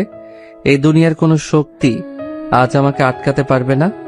তুমি শুধু আমার জন্য অপেক্ষা করো। আরাফ বৃষ্টির কপালে একটা গভীর চুমু খেয়ে ঘর থেকে বেরিয়ে যায়। আয়েশা বেগম খবর পেয়ে আগে ড্রয়িং রুমে দাঁড়িয়েছিলেন। আরাফকে এভাবে আহত অবস্থায় আবার অস্ত্রের মুখে যেতে দেখে তার বুকটা কেঁপে ওঠে, কিন্তু তিনি জানেন আরাফকে এখন আটকানো সম্ভব নয়। আরাফ জিসানকে নিয়ে বিশাল এসইউভি গাড়িতে উঠে এবং তাদের পিছনে আরো 4টে গাড়িতে অন্তত 40 জন সশস্ত্র গার্ড আশ্রমের দিকে রওনা দেয়। অন্যদিকে শহরের অনাথ আশ্রমের সামনে এক ভয়ঙ্কর পরিস্থিতি তৈরি হয়েছে। সুলতানের লোকেরা আশ্রমের প্রধান গেটে তালা ঝুলিয়ে দিয়েছে এবং চারদিকে পেট্রোল ঢেলে আগুন ধরিয়ে দিয়েছে। আগুনের লেলিহান শিখা ক্রমশ আশ্রমের ভেতরের দিকে এগোচ্ছে। মায়া, ফাদার জন এবং আশ্রমের ছোট ছোট বাচ্চারা ভেতরে আটকা পড়ে ভয়ে চিৎকার করে কাঁদছে। রকি আর সুলতান একটু দূরে দাঁড়িয়ে এই দৃশ্য দেখে পৈশাচিক আনন্দে হাসছে। এবার দেখবো আরব কিভাবে ওই আশ্রম বাঁচায়। আর ওই বৃষ্টি যখন শুনবে তার সব আপন মানুষগুলো আগুনে পুড়ে ছাই হয়ে গেছে, তখন সে নিজেই আমার পায়ে এসে পড়বে। আরবের অহংকার আমি আজ মাটিতে মিশিয়ে দেব। ভাই, আগুন তো প্রায় মেইন বিল্ডিং এর কাছে চলে গেছে। এবার ওরা কেউ বাঁচতে পারবে না। আরবের আসার আগেই সব শেষ হয়ে যাবে। সুলতানের হাসির শব্দ শেষ হওয়ার আগেই রাস্তার মোড় ঘুরে তীব্র গতিতে আরবের কনভয় এসে আশ্রমের সামনে থামে। আরবের কালো এসইউভি গাড়িটা সোজা এসে সুলতানের একটা জিপকে সজোরে ধাক্কা মারে। জিপটা উল্টে গিয়ে রাস্তার পাশে ছিটকে পড়ে। সুলতান আর রকি চমকে উঠে, তারা বুঝতে পারেনি আরাফ এত তাড়াতাড়ি এখানে এসে পৌঁছে যাবে। গাড়ির দরজা খুলে আরাফ বেরিয়ে আসে। তার চোখে মুখে এখন আক্ষরিক অর্থেই আগুন জ্বলছে। সে কোনো কথা না বলে সরাসরি নিজের রিভলভার বের করে গুলি চালাতে শুরু করে। প্রথম গুলিতেই সুলতানের একজন গার্ড মাটিতে লুটিয়ে পড়ে। জিসান এবং আরাফের অন্যান্য লোকেরাও গাড়ি থেকে নেমে বৃষ্টির মতো গুলি চালাতে শুরু করে। মুহূর্তের মধ্যে আশ্রমের সামনের রাস্তাটা একটা যুদ্ধক্ষেত্রে পরিণত হয়। জিশান, তুই ছেলেদের নিয়ে পেছনের দেওয়াল ভেঙে আশ্রমের ভেতরে ঢোক, আর মায়া, ফাদার জন আর বাচ্চাদের নিরাপদে বাইরে বের করে আন। সুলতান আর ওর কুত্তাগুলোকে আজ আমি নিজের হাতে শেষ করব। ঠিক আছে বস, আপনি সাবধানে থাকবেন। সুলতানের হাতে ভারী অস্ত্র আছে বস, ভারী অস্ত্র। ঈশান কয়েকজনকে নিয়ে আশ্রমের পেছনের দিকে ছুটে যায়। আরাফ একাই সুলতানের লোকেদের উপর মৃত্যুর মতো ঝাঁপিয়ে পড়ে। তার আহত কাঁধ থেকে আবার রক্ত ঝরতে শুরু করেছে। শার্টের এক পাশ ভিজে যাচ্ছে, কিন্তু আরাফের সেদিকে কোনো ভ্রুক্ষেপ নেই। সে একটানা গুলি চালিয়ে রকির সঙ্গীদের একে একে শেষ করে দেয়। রকি ভয় পেয়ে পালাতে গেলে আরাফ দৌড়ে গিয়ে তার পায়ের উপর দিয়ে জিপ চালিয়ে দেয়। রকি যন্ত্রণায় চিৎকার করে জ্ঞান হারিয়ে ফেলে। এবার আরাফের সামনে শুধু সুলতান দাঁড়িয়ে আছে। সুলতানের রিভলভারের গুলি শেষ হয়ে গেছে। সে ভয়ে কাঁপতে কাঁপতে পেছনের দিকে এগোতে থাকে। আরাফ নিজের রিভলভারটা ছুঁড়ে ফেলে দিয়ে খালি হাতে সুলতানের দিকে এগিয়ে যায়। আমাকে ছেড়ে দে আরব, আমি আর কখনো তোর বা ওই মেয়েটার রাস্তায় আসবো না। তুই যা চাস আমি তোকে তাই দিয়ে দেব, আমাকে মারিস না। তুই আমার পিচ্চির চোখে জল এনেছিস সুলতান। তুই ওর আশ্রমে আগুন দেওয়ার সাহস দেখিয়েছিস। আজ তোকে দুনিয়ার কোনো শক্তি আমার হাত থেকে বাঁচাতে পারবে না। তোর মৃত্যু আজ আমার হাতেই লেখা আছে। আরাফ বাঘের মতো ঝাঁপিয়ে পড়ে সুলতানের উপর। সে সুলতানের কলার চেপে ধরে তার মুখে একের পর এক ভয়ঙ্কর ঘুষি মারতে শুরু করে। সুলতানের নাক মুখ ফেটে রক্ত বেরিয়ে আসে, কিন্তু আরাফের রাগ বিন্দুমাত্র কমে না। সে সুলতানকে তুলে আশ্রে ফেলে জ্বলন্ত আশ্রমের গেটের সামনে রাস্তায়। সুলতানের বাঁচার সব আশা শেষ হয়ে যায়। ঠিক তখনই জিশান আর তার লোকেরা মায়া, ফাদার জন এবং আশ্রমের সব বাচ্চাদের নিরাপদে পেছনের দেওয়াল ভেঙে বের করে নিয়ে আসে। বাচ্চাদের কান্না আর মায়ার ভয়ার্ত চেহারা দেখে আরাফের ভেতরের পশুটা আরো যেন হিংস্র হয়ে ওঠে। সে সুলতানের বুকের উপর পা রেখে তাকে চিরতরে শেষ করে দেয়। শহরের সবচেয়ে বড় মাফিয়া ডন সুলতানের রাজত্ব আজ এভাবেই মাটির সাথে মিশে যায়। আরাব ভাই, আপনি আমাদের বাঁচিয়েছেন। আপনার ঋণ আমরা কোনোদিন শোধ করতে পারবো না। বৃষ্টি কেমন আছে? ও তো খুব ভয় পেয়ে গিয়েছিল। বৃষ্টি একদম ঠিক আছে মায়া। তোমরা সবাই আজ থেকে আমার প্রোটেকশনে থাকবে। এই আশ্রম আমি নতুন করে বানিয়ে দেব, কেউ তোমাদের দিকে আর চোখ তুলে তাকাতে পারবে না। জিশান, তুই সবাইকে নিরাপদে আমাদের অন্য একটা সেফ হাউসে নিয়ে যাওয়ার ব্যবস্থা কর। আমি বাড়ি যাচ্ছি, আমার পিচ্ছি মেয়েটা আমার জন্য অপেক্ষা করছে। জিশান মাথা নেড়ে সব ব্যবস্থা করতে শুরু করে। আরাফ নিজের ক্ষতবিক্ষত শরীর নিয়ে গাড়িতে উঠে এবং সোজা নিজের প্রাসাদের দিকে রওনা দেয়। তার শরীরের অনেক জায়গা কেটে গেছে, সেলাইয়ের জায়গা থেকে তীব্র যন্ত্রণা হচ্ছে, কিন্তু তার ঠোঁটের কোন একটা তৃপ্তির হাসি। সে আজ প্রমাণ করেছে ভালোবাসার জন্য একজন মাফিয়া ডন কতটা ভয়ঙ্কর হতে পারে। প্রাসাদের গেট দিয়ে আরাফের গাড়ি ঢুকতেই বৃষ্টি দৌড়ে বাইরে বেরিয়ে আসে। আরাফ গাড়ি থেকে নামতেই বৃষ্টি পাগলের মতো ছুটে গিয়ে তাকে জড়িয়ে ধরে। আরাফের রক্ত মাখা শার্ট আর ক্লান্ত চেহারা দেখে বৃষ্টির দু চোখ বেয়ে জলের ধারা নেমে আসে। আপনি ঠিক আছেন তো আরাব? আপনার শরীর থেকে আবার এত রক্ত বের হচ্ছে কেন? মায়া আর ফাদার জন কোথায়? ওরা ঠিক আছে তো? আমাকে বলুন প্লিজ। পিচ্ছি, এত কাঁদছো কেন? আমি বলেছিলাম না আরাব কখনো হারে না। তোমার আশ্রমের সবাই সুরক্ষিত আছে। জিশান ওদের নিরাপদ জায়গায় নিয়ে গেছে, আর সুলতান চিরদিনের মতো শেষ হয়ে গেছে। এবার তুমি শান্ত হও।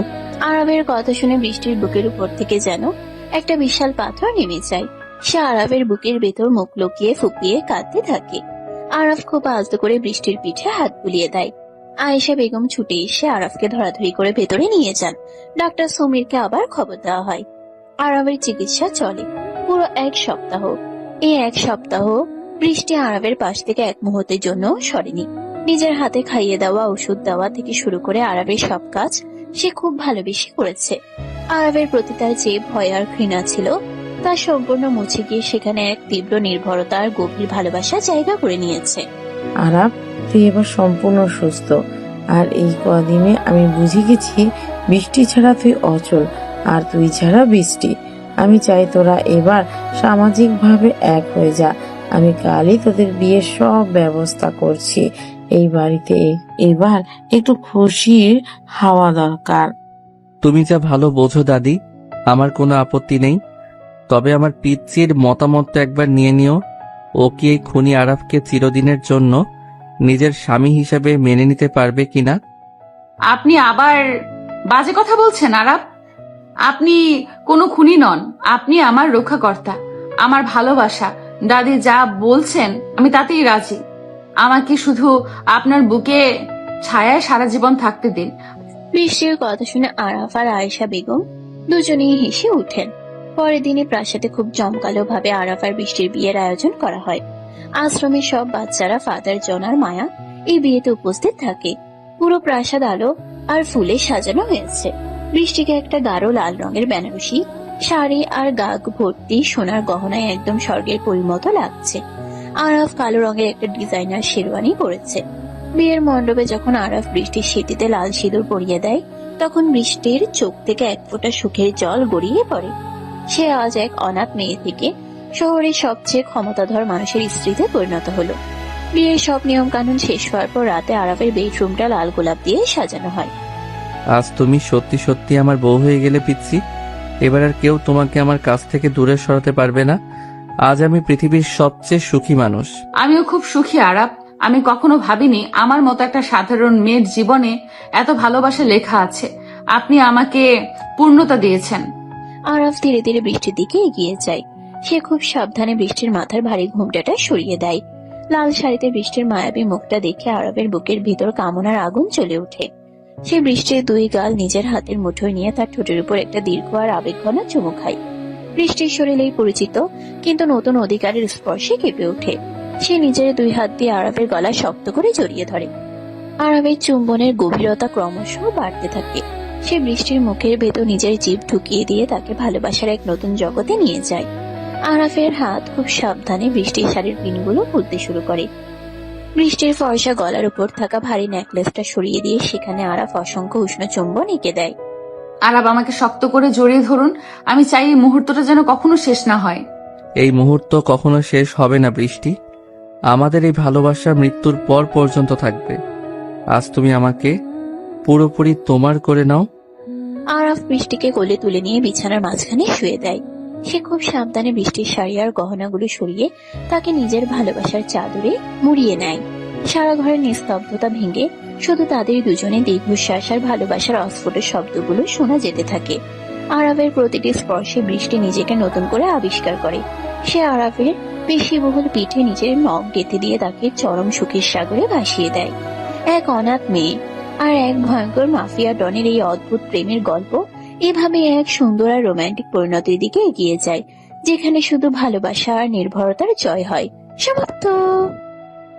প্রিয় দর্শক বৃন্দ, ভিডিওটি দেখার জন্য অনেক অনেক ধন্যবাদ। আমাদের এই ভিডিওটিতে একটি লাইক দিলে আর আমাদের এই ছোট্ট চ্যানেলটিকে সাবস্ক্রাইব করে আমাদেরকে সাপোর্ট করলে আমরা নতুন নতুন ভিডিও আপলোড করার অনুপ্রেরণা পাবো। আমাদের চ্যানেলটি সাবস্ক্রাইব করে আমাদের সাথে জুড়ে থাকুন এবং এইরকমই ভিডিও দেখতে থাকুন। ধন্যবাদ।